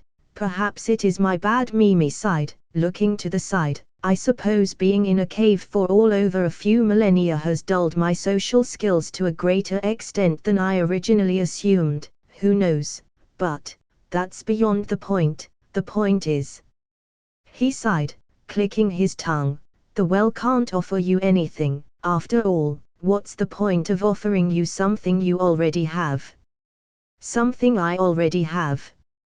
I apologize if I sound vulgar, but what in the fuck are you smoking? Do I look omniscient? Mimi snorted, cracking a smile at me, which unsettled me even more than his normal emotionless self. So much power, so much knowledge, yet all locked within a lie. I scowled. Look, I came here for answers, can you give any? I'm tired of the mysterious load of crap. Mimi smiled. Unfortunately, I can't give you what you want, for it is beyond my power to do so, but I can show you, he chuckled. Perhaps the well of knowledge can offer you something, after all. So, I have to give something, right? I asked. No, Mimi replied, back to his emotionless self. Well, good for me, I sighed, walking into the well. Know this, Alex, I can only show you but a brief moment of what you wish to know. Do with that what you can, Mimi said, and soon after a bright light engulfed me. The moment the light engulfed, everything around me changed fast, my environment exploding with colors. The change was brief, and lasted less than a second, when I found myself once again standing in front of Mimi, but somehow, even though it had been so fast, it had showed me so much. That brief but powerful moment had shown me the beginning of everything. The spark of creation. I knew it. I was sure of it. But the question now was, why the hell had the well shown me that? I saw the beginning of everything, I muttered. Why? Why did I see the beginning of everything? I asked Mimi. What I showed you is nothing more than something you have already witnessed, Mimi replied in his tone grave. I can't tell you the reason behind such vision, only that you already know, or should know this. What was I supposed to do with that? Was my origin in this universe linked to the beginning of it all? If I am allowed to give you a piece of advice, I recommend you visit the roots of Yggdrasil. They will show you more, much more than I can show you, Mimi added, to which I silently nodded. After that vision, I wanted to know more. Because for some reason I had yet to understand, seeing that had made me feel incomplete. The king emerges, Mimi said, gaining my attention once again, as the water of the well started to glow, with Thor slowly emerging from the well, both of his eyes missing. Brother Thor spoke, turning to look at me with a wide smile. So you gave both of your eyes in the end, I commented. I did, not that I need them any longer, Thor chuckled, walking out of the well, his entire body giving a different aura, almost as if he had matured decades the brief moment he had been in there. Do you still want robotic eyes? I asked. I do, Thor smiled, giving a bear hug, as he whispered close to my ear, we need to talk. I blinked, nodding to his request as I turned to look at Mimi. Where are the roots of Yggdrasil? Down that path, Mimi replied, as a new path appeared, once seemingly made out of the roots of several tangled trees, weaving a tapestry of unique design. Very well, I nodded, walking with Thor out of the well, following the route path. What happened? I eventually asked Thor. Did you know you are older than me? Thor replied. I stopped, turning to look at him with a befuddled look. No. I know so much now, however, you seem to be a blank in my knowledge. All I know is that you are older than me, and his father, older than Asgard. To summarize, Thor sighed, scratching the back of his head. I wanted to ask you, to see if it rang any bells, but you seem as confused as me. Mimi showed me a vision, I said, taking a deep breath. It didn't last long, a second at most, but it was about the beginning of time, the beginning of all, a vision that according to him was something I had witnessed by myself. So, as old as the universe, huh? Thor mused, before breaking into a fit of laughter. I knew you were a god, all right. I smiled, at least one of us wasn't perturbed by the implication of that. Mimi POV. He had finally come. Like that man had said he would. Alex and Thor had come together. Well done, Mimi. I did what you told me to do, I replied, as the man that had been visiting me for the last few years entered my humble abode. The joke about your body being in the dry cleaning, chef's kiss, the man replied, laughing.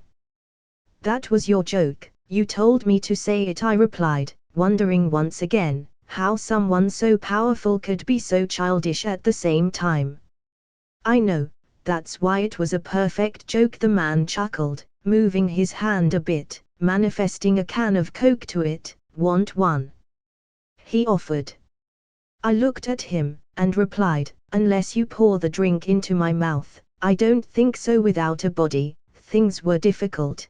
The only good side of all of this was the knowledge it all brought to me, knowledge that seemed to be useless when it came to this man, I knew everything, about everyone, except him, or Alex. Why didn't you say so? The man smiled, snapping his fingers, and just like that, in the blink of an eye, I found myself with a body. It all happened so fast, I couldn't even register what he did. One moment my head was laying on the ground, and the next, I was standing, looking at him in disbelief. Just who are you? I dared to ask. A man, doing man things. The man shrugged, tossing me a can of Coke. I grabbed the can midair, and laughed. How could I not? I had hands. I could feel things once again. It was all so unbelievable. I caught it, I muttered, looking at the can in awe. Now, drink it. The man smiled, taking a sip of his drink. I chuckled, before realizing this would not last. Nothing good was ever meant to be, at least not for me. When will this body go away? Well, that was a more depressing answer I was prepared for. The man sighed, scratching the back of his head. Nothing ever comes for free, I replied. I was a living example of such. Well, that's true. The man nodded, index fingers pressed upon his lips. But, you already paid the price, I guess. I mean, I wanted you to guide Alex, and you did, so, body as a reward. A simple vision, and he had given me back everything I lost. I see. No matter how much I wanted to believe it, it all felt unreal. You are undersling your helping hand. The man chuckled, almost as if reading my thoughts. I am reading them, he added with a snicker. The point is, giving you a body, or a Coke, is technically the same for me. I make the same effort for both things. The perks of being omnipotent and shit, so don't worry.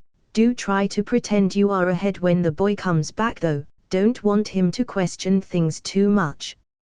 I nodded. I might not understand him, or why he does what he does, but I would not turn this down. After all, if I am to be trapped in the well of knowledge, I might as well have a body. Do you think he will succeed on the routes? I asked. Without a doubt, the man replied, his voice sounding almost proud. I wonder why. I am proud, the man confirmed. Right, he can read my mind, I see, but why? I don't know. Read my mind, the man winked. I can't, I sighed. He knew the answer to that.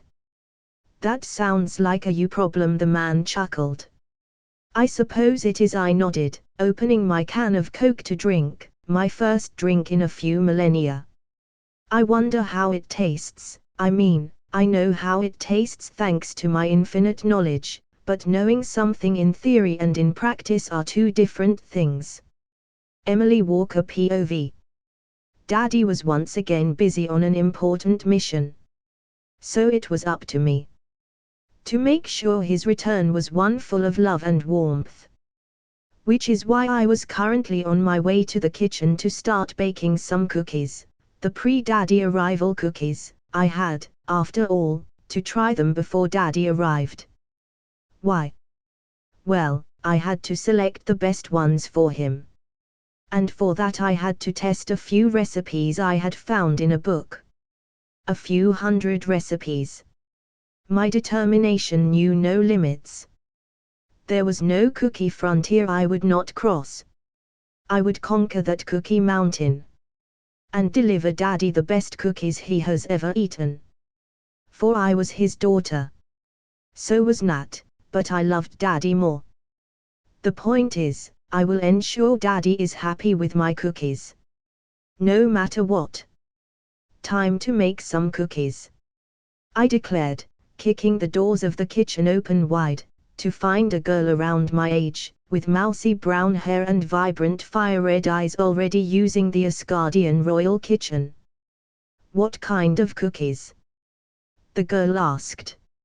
I blinked. Well, every kind, I replied with a chuckle. That's a lot of cookies, the girl giggled. Are they for someone special? Yes, I nodded. After all, Daddy was the most special person in the whole universe.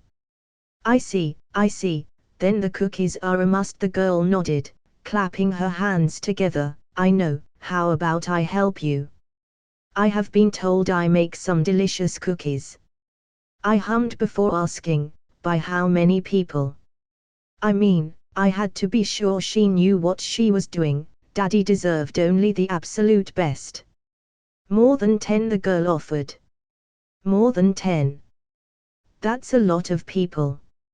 Okay, you are in. Yay. The girl smiled, beaming at me. So what's your name? I asked, approaching my new friend, a friend forged through the power of cookies. I walked with Thor through the path that Mimi had pointed for us, for hours. Eventually reaching the roots, much to my surprise, the roots were just like their name suggested, literal roots. I was surprised by this. For the longest time I always thought the tree of Yggdrasil was more of an idea than a tangible concept, with the roots being something else, like, I don't know, a collection of portals connecting the 9 realms. However, it seemed I was clearly wrong. Though I suppose in a peculiar way, I wasn't entirely wrong if I think about it. Because even though the roots were literal roots, they gave off a vibe, a feeling that was well beyond anything I had ever seen. They vibrated with cosmic energy. Even from afar, I could feel the roots, and how the cosmic energy moved within them. In short, the tree, the roots, everything was but an illusion in a sense. The real form of the tree was one of pure energy. Pure cosmic energy. Now what? Thor muttered, turning to me. I don't know, I replied. If my Norse mythology knowledge was anything to go by, Odin accessed the roots by almost killing himself. Which was something I was not willing to do. I guess it's time to die, Thor grinned. Excuse me? I asked, turning to look at him with a look of disbelief. Well, father gained the power of Yggdrasil by almost killing himself, right? Thor asked, to which I nodded, already knowing where this was going. Thor, you don't have to beat your father in every sacrifice, I replied. Bah. Worry not, I won't truly die, I know it, a perk of giving both of my eyes to the well, I know a whole lot more. Thor smiled, trying to reassure me his plan was sound. So, you will kill yourself, but not really. How does that even work? I asked. Well, I will die, but in the process will merge my essence with Yggdrasil, which in turn will, in theory, resurrect me, but with the knowledge of the runes, and much, much more. Thor answered. I sighed, rubbing my temples. I don't think it's a good idea, that, in theory, part feels uncertain. Worry not, brother of uncertain age and origin, I thought. Shall conquer this mighty tree, for I am worthy, for I am mighty. Thor declared, his voice booming across the room. So Thor, even with the knowledge of the well, was still. Thor, the one I knew, if you die, I will find a way to resurrect you, just so that I can kill you, is that clear? I asked, sighing, knowing very well, he would stop at nothing, for he was mighty stubborn. I wouldn't have it any other way. Thor beamed at me, giving me a hug. Now go, and kill yourself, but not completely, I smiled. Will do. Thor laughed, walking towards the runes. Now, the question was, how would I access the roots, without the killing myself part? I guess I would have time to figure that out, while Thor did his thing. Thor did as he had said he would, and hanged himself to the roots of Yggdrasil with a chain I gave him, and then proceeded to kill himself, in that specific order. Needless to say, it was a disturbing event to witness. But I tried to pay it no mind, as I focused on trying to find another way to access the runes of creation. One that didn't involve the possibility of killing myself. Eventually, an idea came to mind. Minutes after Thor killed himself. What if I entered the roots of Yggdrasil with my soul, without killing myself? Months ago, I had trained with the Ancient One in the arts of soul casting, all in an attempt to prepare for the quantum virus, something we eventually discarded and instead used a golem, because it was safer. Nonetheless, I still learned a valuable skill, soul casting. A magic tree that required the user to be in astral form, aka soul form, to use this particular skill. So, if I accessed that form, and entered the tree, I should, in theory, be able to access the same state of being Thor was at. Because, technically, that was what Thor did, killing himself, so that his soul entered the roots. Meaning, in theory, my idea should work. Okay, I sighed, cracking my neck from side to side, before accessing my astral form, leaving my body in a sitting position on the ground. Even to this day, seeing my body from a third point of view was bizarre, so to speak. But enough about that, time to see if my theory worked. With that thought in mind, I turned around to face the roots, leaving my body behind to see something I was not fully expecting. The roots themselves had changed, or rather disappeared, leaving behind something new, something that looked different. It was almost as if I was staring into a brain, more specifically the neurons of a brain, working, sending signals between each other, millions of them each passing second. The blinking lights these neurons sent between each other made the image of the roots, but unlike the image I was once able to see with my body, this image was ever changing, each instance of it being vastly different, but in essence the same. I guess it worked, I muttered with a smile. Now, it was time to see if I could access the roots themselves. Collecting my thoughts, I approached the roots, and placed my hand on them, and immediately felt a pull, almost as if the roots were calling me, beckoning me to let go, and join them. I smiled. My theory had worked. The question now was, would I be able to leave the roots, if I accessed them? I guess I would find out.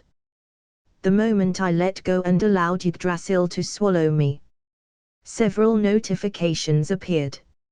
I was gaining knowledge, understanding about the runes. It was all automatic, like blinking. Each passing second I knew more, I gained more, I became more. It was beautiful. I felt at peace within the tree. I felt good. It was almost addictive. I wonder if the runes will help me understand all the shit that's been going on. Alex Walker POV. So much knowledge. So much to see. The knowledge within the roots of Yggdrasil was, for the lack of a better word, beautiful. I could see beyond the limits of my imagination, and still fail to comprehend so many things, and yet, somehow, I would, as time passed within this marvelous dimension, understand it all. I couldn't help but wondered, was this how being omniscient felt? Was this feeling of bliss a common occurrence for an event like this? I just couldn't, it was all so addicting. The more I learned, the more I wanted to stay. That was dangerous, a terrifying side effect. If it weren't for my well-being as high as it was, this trip could have and would have become a permanent arrangement. I mean, even now, with all my supposedly unshakable will, I was feeling anxious at the thought of leaving. The worst kind of disease is that which brings addiction. I wonder if Thor is experiencing the same feeling. I hope he doesn't succumb. I chuckled, feeling my mind getting more and more knowledge about the runes. I was so close to having what I wanted, so close to being able to leave, but it almost seemed like Yggdrasil was trying to seduce me into staying, by extending my trip within it, for as long as possible. I was learning so much, but not about what I wanted. Yggdrasil was showing me things of great value, but in the process, it was purposely hiding the knowledge I was seeking. I won't stay, I muttered, no matter how much you tempt me, regardless of how good it felt to be here, to be enlightened. I had things to do, and a job to finish. After all, being a dad, it's a full-time job.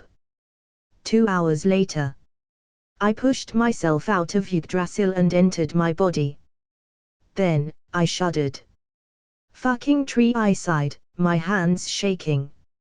My entire body was craving to enter that state of enlightenment, of nirvana I had a few moments ago been.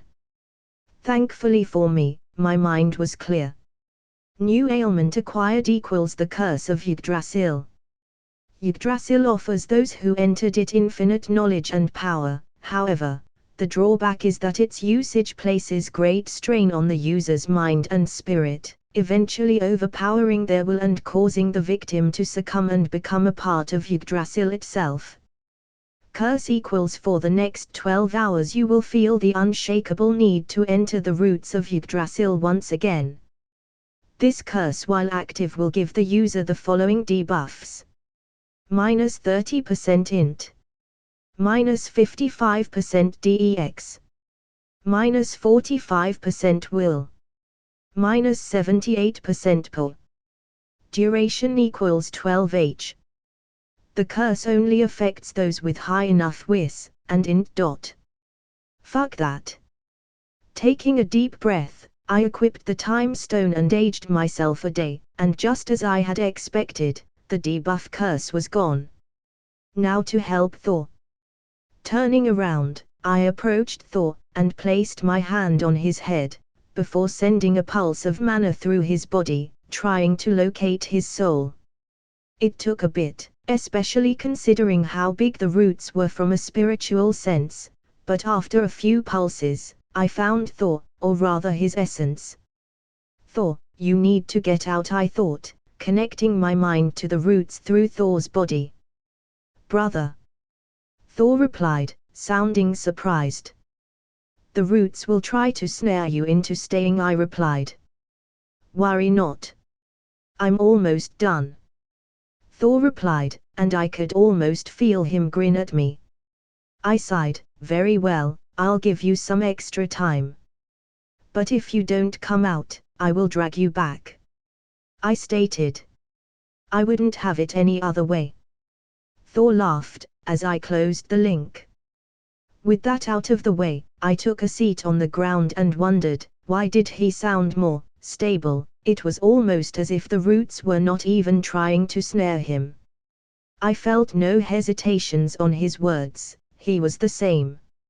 I'm back. Thor shouted, snapping me out of my long reverie before he started coughing and gagging. Chain. Neck. Right, the chain he had used to hang himself. Sighing, I destroyed the chain with a move of my hand, and immediately used Observe on him. And just like I had suspected, he was okay. No curse affecting him. So, the big old tree tried to snare you? Thor asked, cracking his neck. I nodded, wondering why it had only affected me, and not him. Wait, could it be that Thor has so little int and wis the roots were unable to get through his thick skull? I can't believe it. You avoided the curse, because you counter the curse. I laughed. Thor furrowed his eyebrows for a second before he started laughing. Of course, how could such a thing affect me? I am mighty. He indeed was. Mighty lucky. So, did you learn about the runes? I asked. At this, Thor grinned. I did. I chuckled, me too. I wonder what will come from here.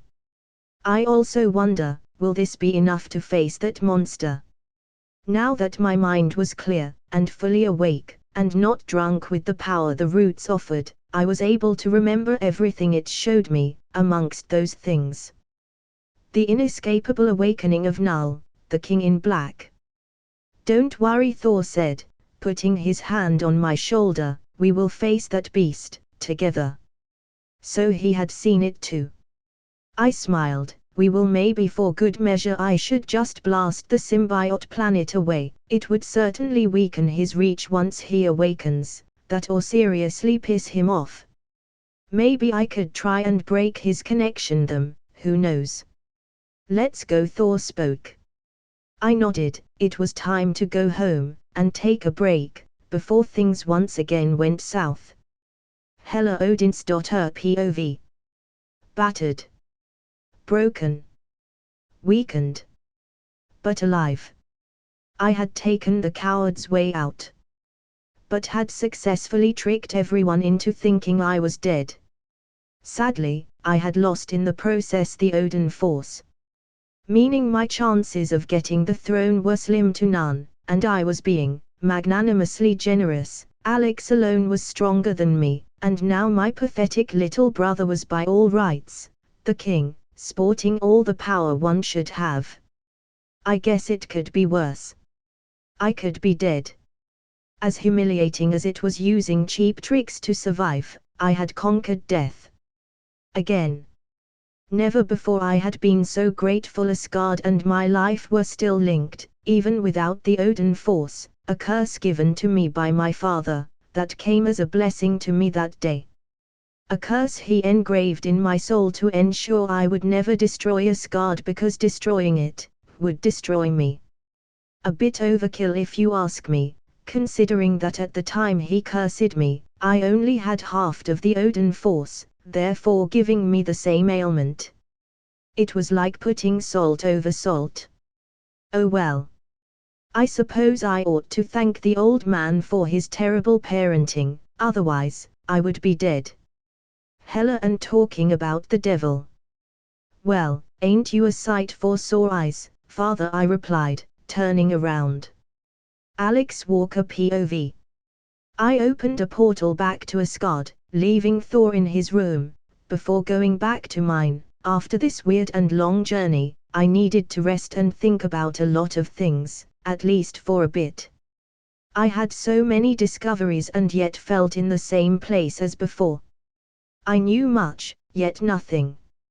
I sighed, slumping into my bed as I pondered over this journey, over my findings. Why was nothing ever easy? Daddy. I blinked, turning to look at the door, as I heard Emily call. I smiled. Yes. I replied, which was all Emily needed to kick my door open. I have a gift for you. Emily beamed at me, showcasing on her little hands a plate full of delicious-looking cookies, and other pastries.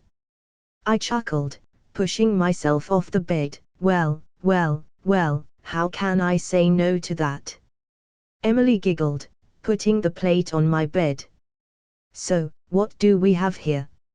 I asked as Emily sat on my bed, happy to explain what she had made. Well, first, let's start with the classics. Emily smiled, pointed to a small pile of chocolate chip cookies, extra chips, just how I liked them. These, as you can see, are chocolate chip cookies a la Alex, she giggled. I nodded, taking one, and let me tell you, it was delicious.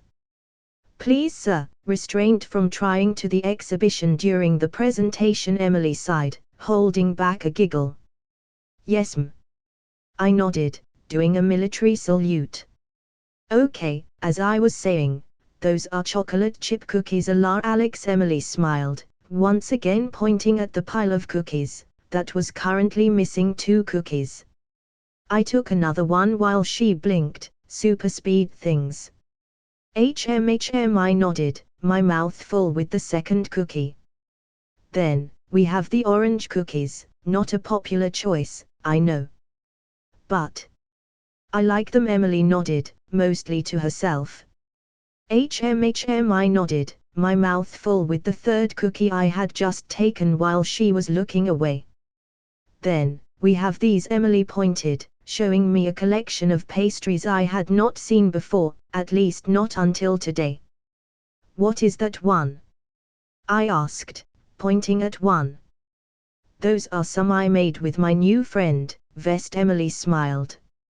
Vest, like, vest? I asked, holding a snort. Daddy. Emily gasped, before turning to ponder, maybe.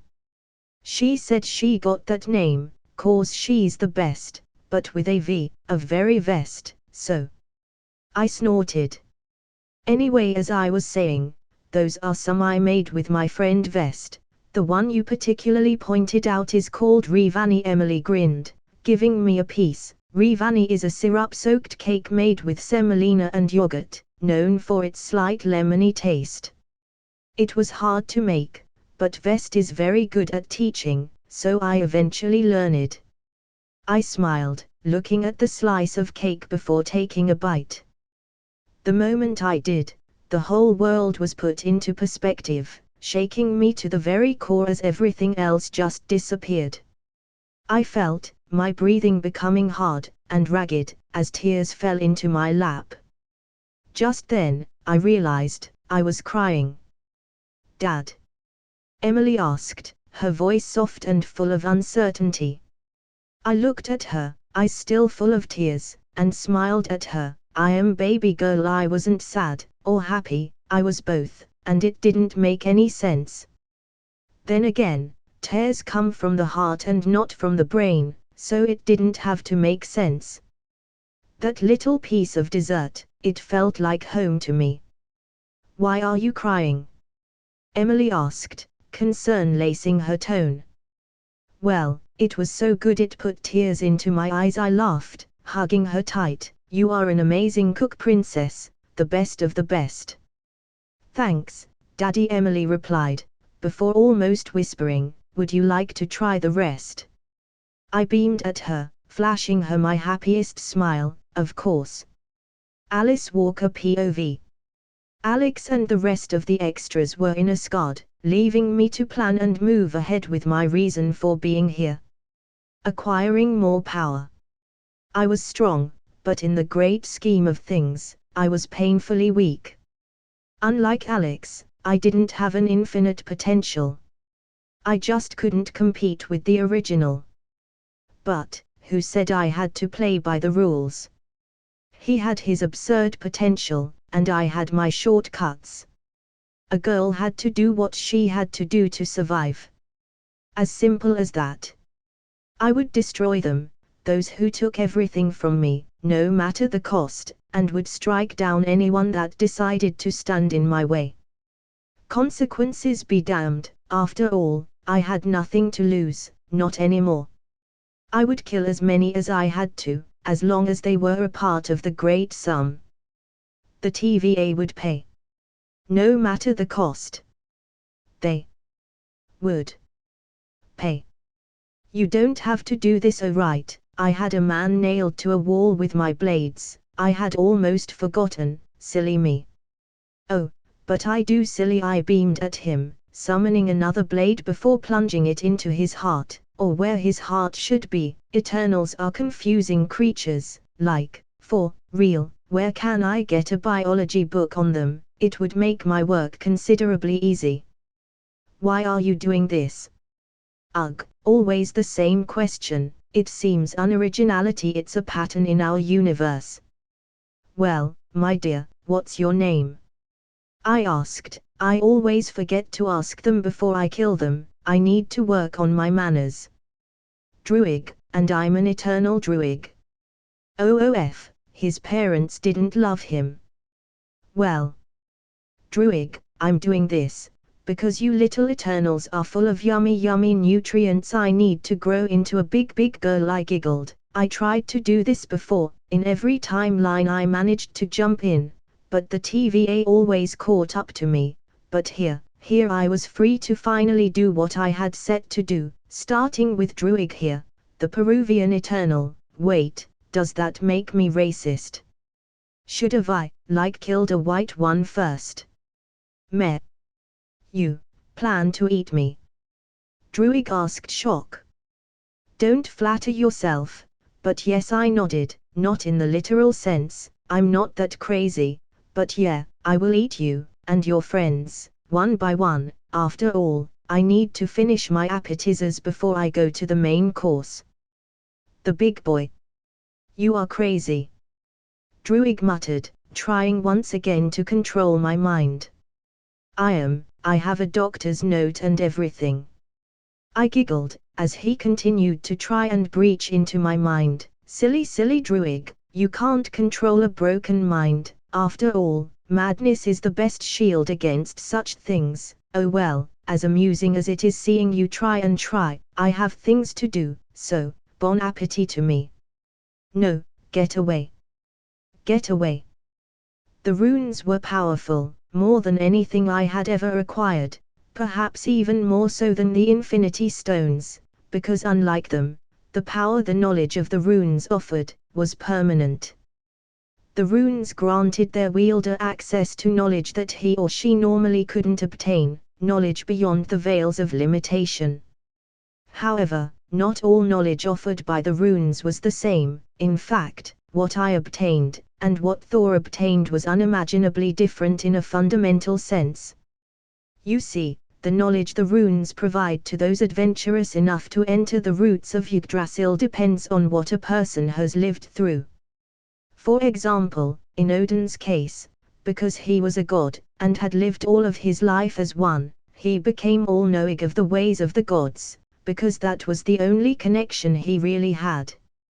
For Thor, it was a bit different, because Thor himself didn't consider himself a god, at least not completely, not anymore. He saw himself as a human as well, because of his connections to me, and because of this self-perception of humanity, he was allowed to gain even more knowledge than Odin, giving him not only all the knowledge of the gods but also of humans, effectively making him omniscient in both the mortal and godly ways. My case. It was a bit complicated. For the most part, I gained the same power Thor had gained, meaning, I was omniscient in both the mortal and godly ways, but what I had received from the roots didn't stop there. I had also gained something new, like the piece of a puzzle, something incomplete. And yet, something that felt important. Also, the ways of the gods I had, for whatever reason acquired, were very different from Thor's. I was omniscient all right, but from a different pantheon. Which brought another thing: the omniscient the roots offered was limited to what the user was connected to, meaning Thor was all-knowing, in the Norse ways, and human ways technically. Beyond that, the runes had also given me various skills, like the ability to will other beings into nothingness. The skill was called Erasure, max level. Or, the ability to give life, like real life, to anything, or if no need, the ability to keep said life from extinguishing, like Odin did to Mimi's head. Genesis, LV1. Macro, LV1, and skill that allows me to control others, with thoughts or words. I only need to be stronger, basically, mind control, but without the mind part. Time, LV1. The ability to stop time, but without the time stone. The area of the skill is around countrysized, and it only affects those who are at least 100 levels below me. Space, LV1. The ability to control the space around me, but without the space tone. Fundamental force, strong force, LV1. It allows me to manipulate the very force that binds protons and neutrons together in atomic nuclei. Basically, I can create nukes with a thought, I think. Haven't tried this one, or any of them for that matter. Fundamental force, weak force, LV1. It allows me to manipulate the forces of nature that underlie some forms of radioactivity. It basically allows me to the decay of unstable subatomic particles such as mesons, and such. Fundamental force, electromagnetism, LV1. With this, I can create, shape, and manipulate electromagnetism, which accounts for almost all physical phenomena observable to the unaided human senses, including, but not limited, to light, magnetism, and electricity. Fundamental force, gravity, LV1. With this, I can create, shape, move, control, interact with and manipulate gravity in a vast array of manners, molding the natural phenomenon in which all things with mass or energy like planets, stars, and light, attract or gravitate toward one another. Pretty cool powers, huh?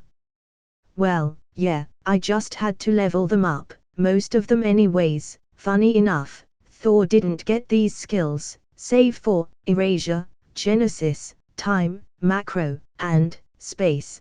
The rest of his skills were more magical in a sense. I got the science side of the deal, I suppose. Daddy.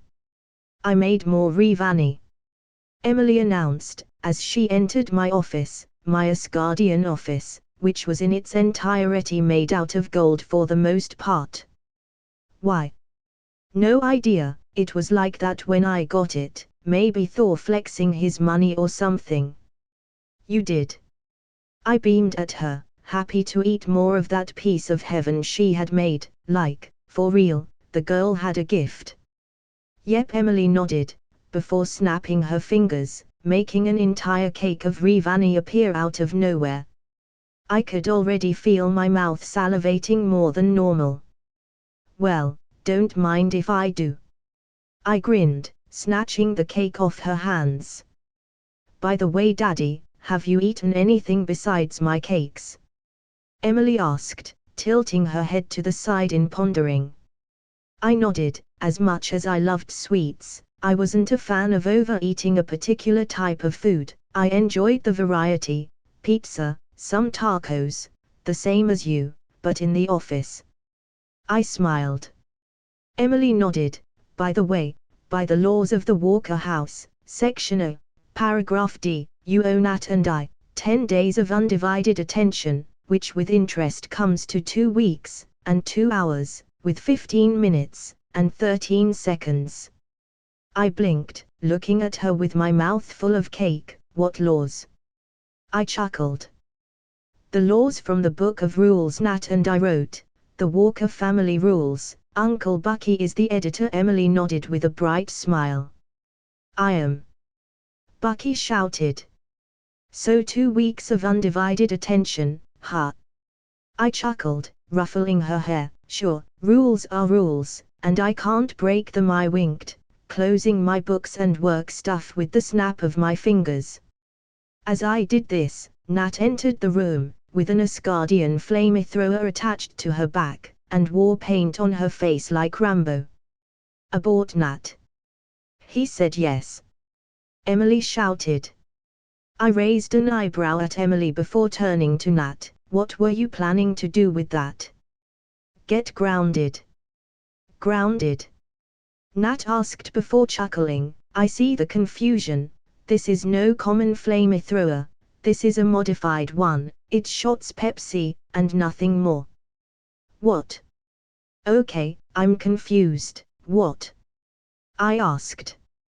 Well, our plan was to make your office so sticky with dry soda, that you would have no other option but to spend 2 weeks with us, Emily explained.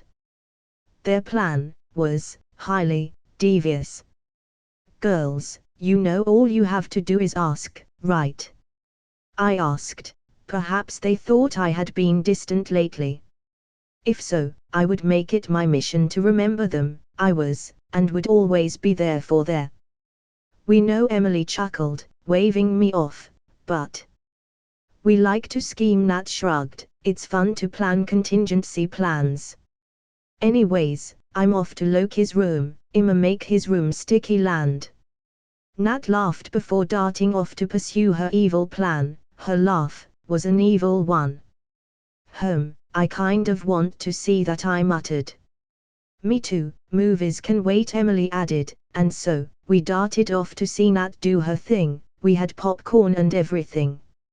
After my 2 obligatory weeks with my daughters, as per code of the Walker family, I went back home and decided to start training my new skills a bit. While powerful, the skills I had obtained were rather low in level, therefore ineffective for battle situations, at least for now. Erasure was easy enough to use, and was already in max level, though, to be honest, it was weird to will something out of existence. It felt like waking up from a dream. The rest of the skills, well, they were easy enough to level up, relatively speaking. I mean, they took twice as much to level up, compared to the other skills. If I had to take a guess, it had a lot to be with the fact the skills were absurdly OP, so, therefore, they had to be harder to level up. But, if I had anything, it was time. Should I use the rare candies? I hummed at the thought. I mean, when would using them be a good idea? Brother Thor said as he entered the room, as loudly as ever.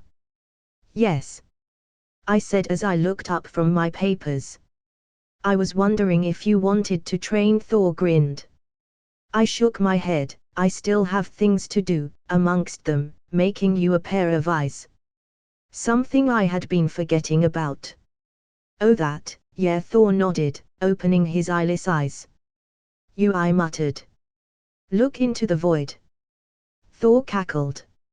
Okay, that's it, you need some eyes. I shuddered, opening a portal. I had some eyes to acquire. I opened a portal to Xander, one of the best planets when it comes to technology, all in the search for a pair of prophetic eyes for Thor. Captain Marvel is 2 miles away. Oh, right, she lives here now. Ignoring the notification, I moved to the market area and started browsing the wares. I mean, I could have just used my search bar to find the bestseller in Xander, but where was the fun in that? I liked walking around, so when the time to buy or steal something came, I would use the search bar. Until then, I would simply walk around. Captain Marvel is 1 mile away. I blinked, opening the minimap. She was apparently flying towards my general direction. I doubted she knew I was. Unless Xander had such a good security that they would detect a random person appearing out of nowhere. I guess now that I think about it, it's a possibility. I shrugged. While I didn't like the girl, particularly, I wasn't against saying hi, and such. Besides, I was vastly stronger than her, so I was kind of hoping to see her, to see if she would strike me again. The result this time would be hilarious, at least for me. Captain Marvel is 100 feet away. So, it was you, and there she is. Hello. I turned around and waved. Carol Susan Jane Danvers, Captain Marvel LV 381. You know it's illegal to enter the planet without an ID or letting the officials know, right? Carol inquired, crossing her arms. Good security, maybe I ought to copy that too. I did not, I replied. I could arrest you, Carol added, narrowing her eyes. Sure. I snorted. Carol narrowed her eyes even more. Have you forgotten how things ended last time we fought? As far as I can see, your friends aren't around to save your ass from a beating. I chuckled. Yeah, they are home, not that I need them. Ah, the hate boner. I wonder why she behaves like that, like she was the one that punched me when we met, not the other way around. You don't? Then, you are under arrest for trespassing Xander territory without the legal screening required, Carol stated, approaching to grab my arms. So, I see you are still holding a grudge, I commented, offering my arms for her to grab. No, I just don't like assholes that ignore my authority, and the rules set around the planet, Carol replied, putting some cuffs on me. I smiled, breaking the cuffs almost as if they were made out of plastic. Look, whatever grudge you have against me, for whatever reasons you might have, I don't have time to play the bad cop game. I have things to do, and stuff to buy, so, go and harass another minority on this planet. With that said, I turned around, wondering how long would it take her to punch me. You fucking prick, Carol spat the moment I turned around, and like clockwork, kicked me in the back with enough strength to send me off the market into a desolate area. Good for her, she was a Karen with principles. I could respect that. That tickled, I commented, cleaning off the dirt from my clothes. You might be above law on your planet, but here, you will follow the rules, Carol growled, floating above me in a menacing way. I hummed, does that applies to politicians? I mean, shouldn't I have I don't know, some perks? Not from Earth, Carol grinned. And, what about Asgard? I asked, tilting my head. You are not part of Asgard, Carol scoffed. Oh, but I grinned. I was crowned Prince of Asgard, by the current king, Thor Odinson. Therefore, you have just punched a prince, one that should have been treated with much, much more respect, I sighed, pretending to be disappointed. That's bullcrap, Carol replied, you are no prince. Oh, but I am, and I have a few harsh comments about your performance with your boss. I bet she will love to hear how you punched a prince just because you felt like it. I smiled. In fact, I think my back actually hurts. I will some compensation for it, I can't even walk. You are no prince, you are standing fine. As she said this, I summoned a wheelchair, and some casts for my legs, arms, and neck. Is that you, Carol?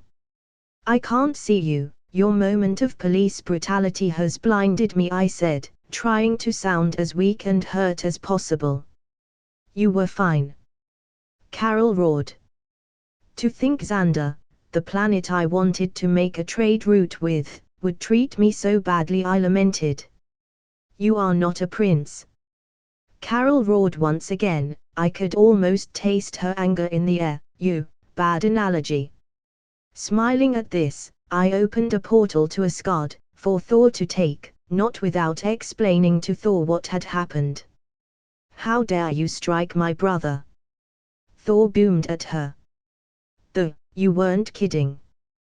Carol hissed, looking at me, which gave Thor enough time to get into a wheelchair with some casts as well. Oh! The mighty pain! Thor lamented, playing the role I had given him to perfection. I didn't even touch you. Carol barked. Why, brother, why must we suffer through this? Thor sobbed. Jesus fuck, he was a good actor. I do not know, brother, but it seems Xander has a no Asgardian policy, I lamented with him. Enough about the show. Carol barked, turning around to see a few ships flying her way, Xander troops to be precise. As she did this, I added some drips and monitors to our situations, making them look even more dire. Captain Marvel, what is the situation? A random soldier asked. It's complicated, Carol replied. We, royals of Asgard, have been struck by a Xandarian officer. The pain, I cannot deal with it, Thor shouted to the skies. He was really into his role. Had we had known, Xander had such strong feelings against Asgardians, we would have never come, I muttered, loud enough for everyone to hear. Are they actually royals from Asgard? One of the soldiers behind Carol asked as he got out of his ship. Yes, they are, Carol growled her words out, probably cursing me. But, Captain, we have a treaty with them that has lasted for over 3,000 years. I grinned. This was so much better than punching her. I got so much stuff from the altercation with Captain Marvel, and the best part, they had forced her to apologize, and oh boy, did I record that shit with a 4K alien camera, or whatever shit they have. She was so mad, I could literally see smoke coming out of her ears. I would one day make peace with her, but until that day, I would annoy her. Because, why not? As for the thing I had come to acquire, well, Thor found his eyes. No laser eyes, sadly, but eyes with X-ray vision, heat vision, and other upgrades that made regular eyes feel like how obsolete phone booths would feel in a few years on Earth. The best part was, the eyes didn't need any charge to function. Long story short, they charged from the electricity any warmed-blooded body produced, and with Thor being the god of thunder, well, that shit would remain functional forever. Beyond that, we signed a revised alliance agreement with them, effectively making me Carol's superior. Needless to say, that wasn't the intent of the alliance, that was simply the cherry on top. I was preparing, so to speak. Null would come, when? No idea, but when he came, we would need more than a Scud, way more. So, I was simply connecting the dots, for now. It wasn't my original idea to do so when I came here, but sometimes, things happen. After that, we returned to Asgard and continued our day-to-day lives. Thor doing his thing, and me doing mine. That was until Thor reminded me of my offer to help Loki with, well, everything. So, Plan Emily reformation started. First, I opened a portal to Loki's room.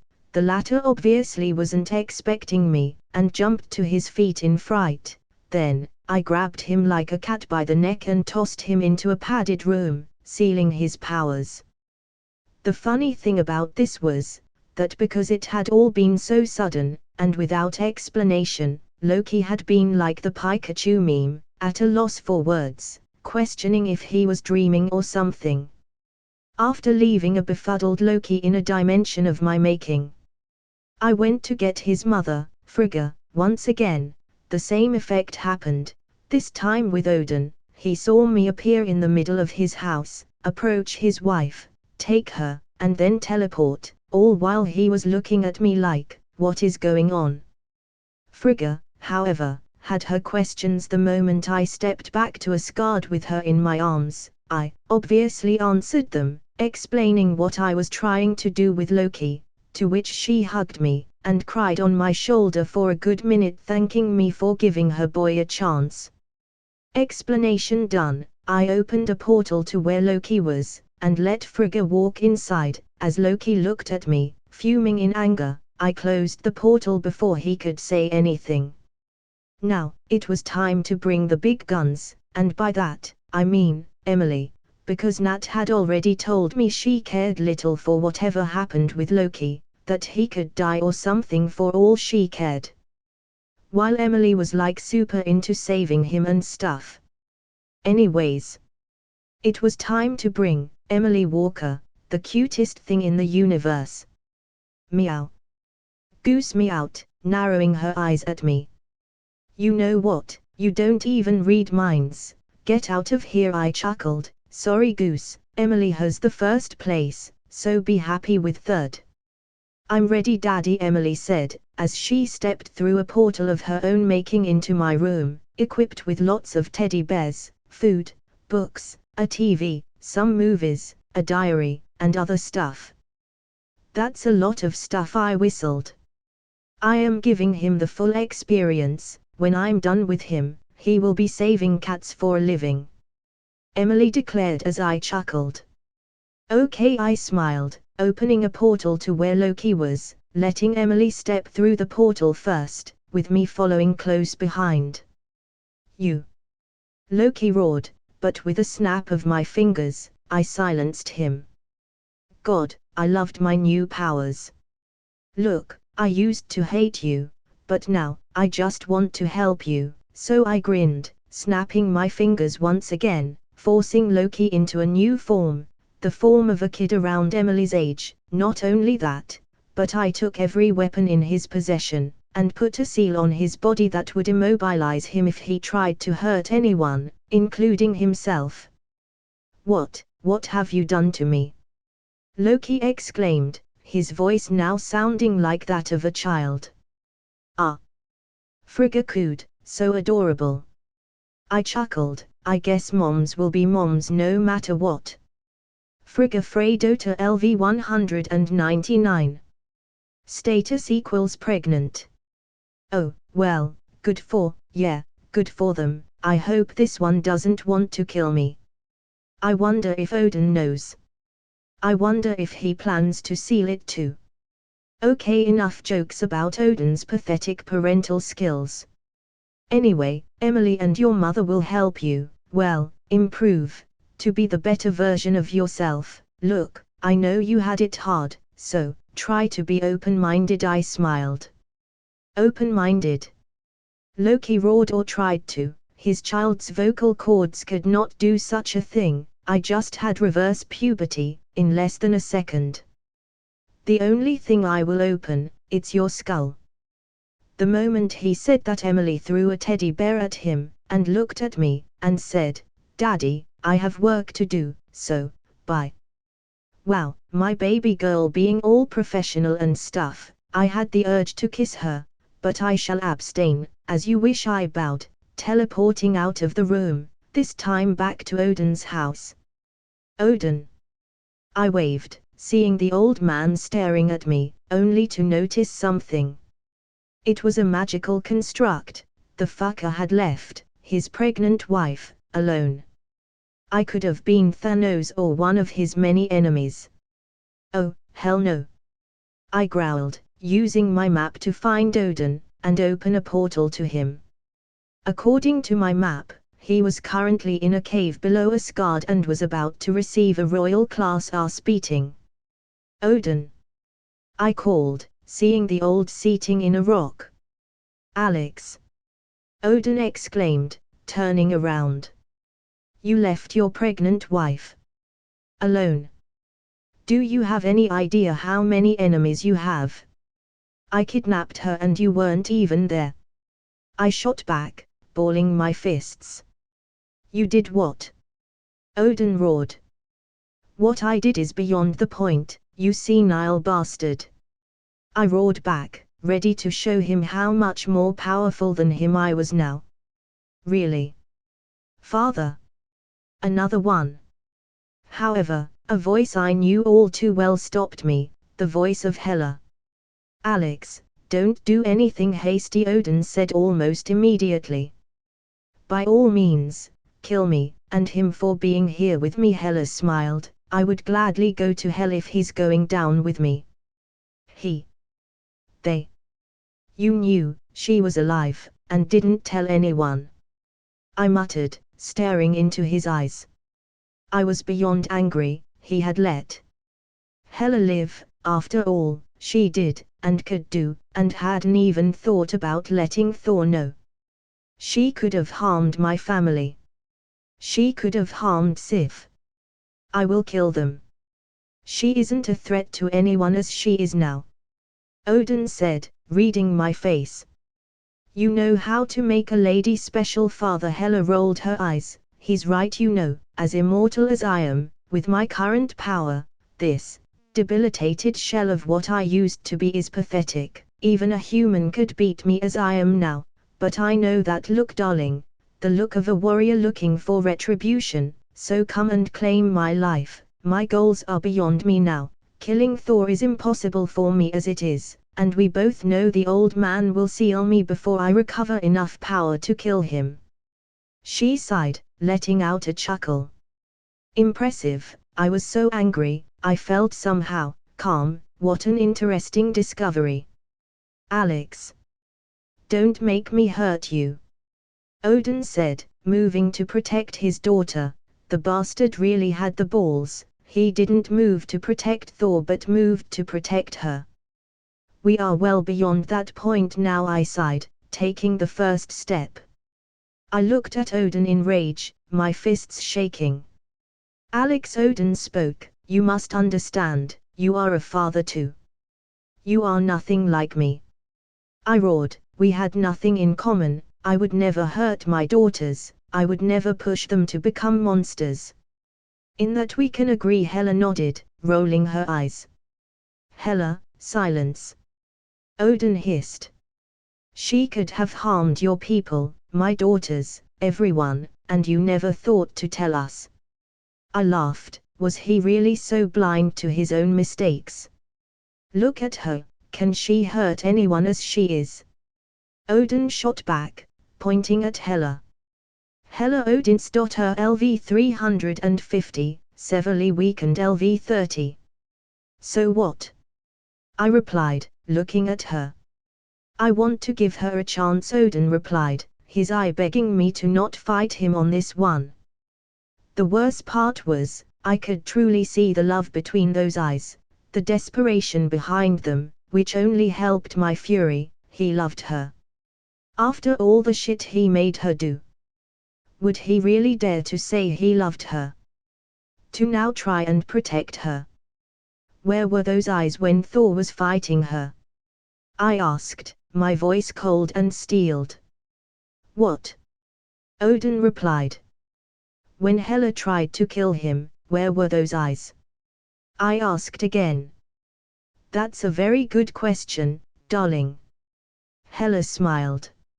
I knew he would win, Odin replied, looking at me. I see, I sighed, before teleporting behind him. And the show begins, Hela grinned. Alex, don't make me, Odin began, trying to turn around to face me, but before he could do such a thing, I balled up my fist and punched him in the face, using the power of the Power Stone. You know what? You are right, and it sickens me, I chuckled, walking towards the old man, who was simply staring at his blood-covered hand in shock. It angers me, sure, but you are right, Hela deserves a second chance because it was you who fucked her first, but you don't. I do.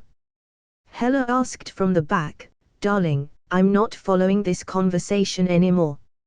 You mean to kill me then? Odin scoffed, standing up from the ground, his nose and mouth broken from the previous attack.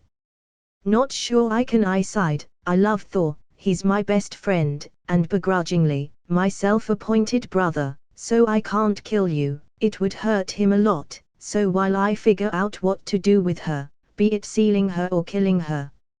I added, pointing at Hela with one finger, who simply shrugged at my pointing, I will take out my frustrations with you.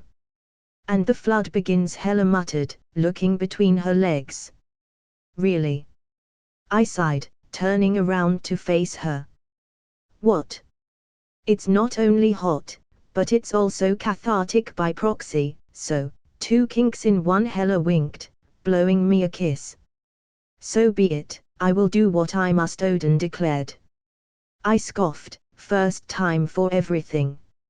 I had barely finished my sentence when Odin charged at me, but unlike last time, this battle would end quickly, and in my favor. Not I was vastly more powerful, but this time, I was fighting to win. So without even moving a finger from where I stood, I used the Time Stone, alongside the skill, Time, and stopped time in Asgard completely, leaving me in a world of my own, with everything and everyone around me frozen in place, except for me. Then, I calmly walked toward Odin and put my hand on his head, using the Power Stone, to drain all of his energy. When that was done, I returned to my previous position and unfroze time, to see Odin falling to the ground with a loud thud. What? Odin muttered, his whole body shaking. I won, I replied to his unspoken question. Wait, what?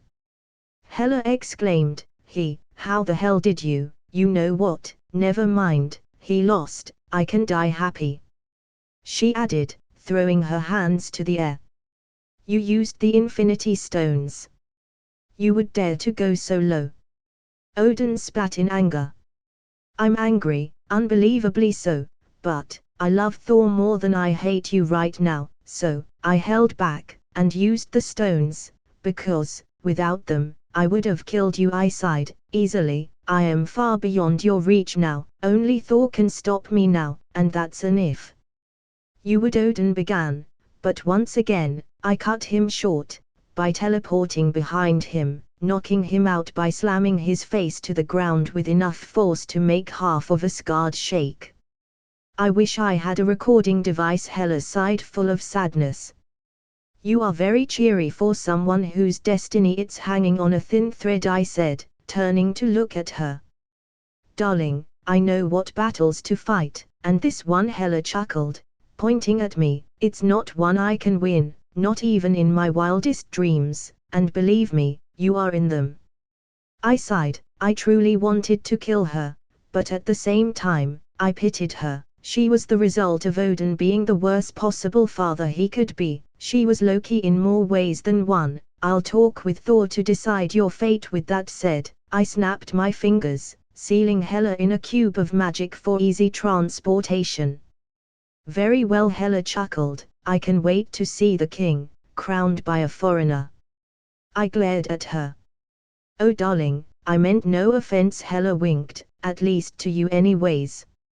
You know I almost killed you the first time we battled, and I'm currently debating whether or not to kill you right now, right? I asked, giving her a side glance.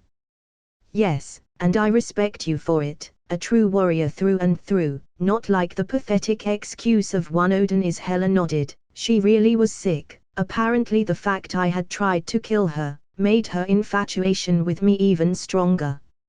No matter, I would let Thor decide, it was his family after all, and he had the right to vote on their fate. That's it for the video, guys. Hope you like the video. Like, share and subscribe.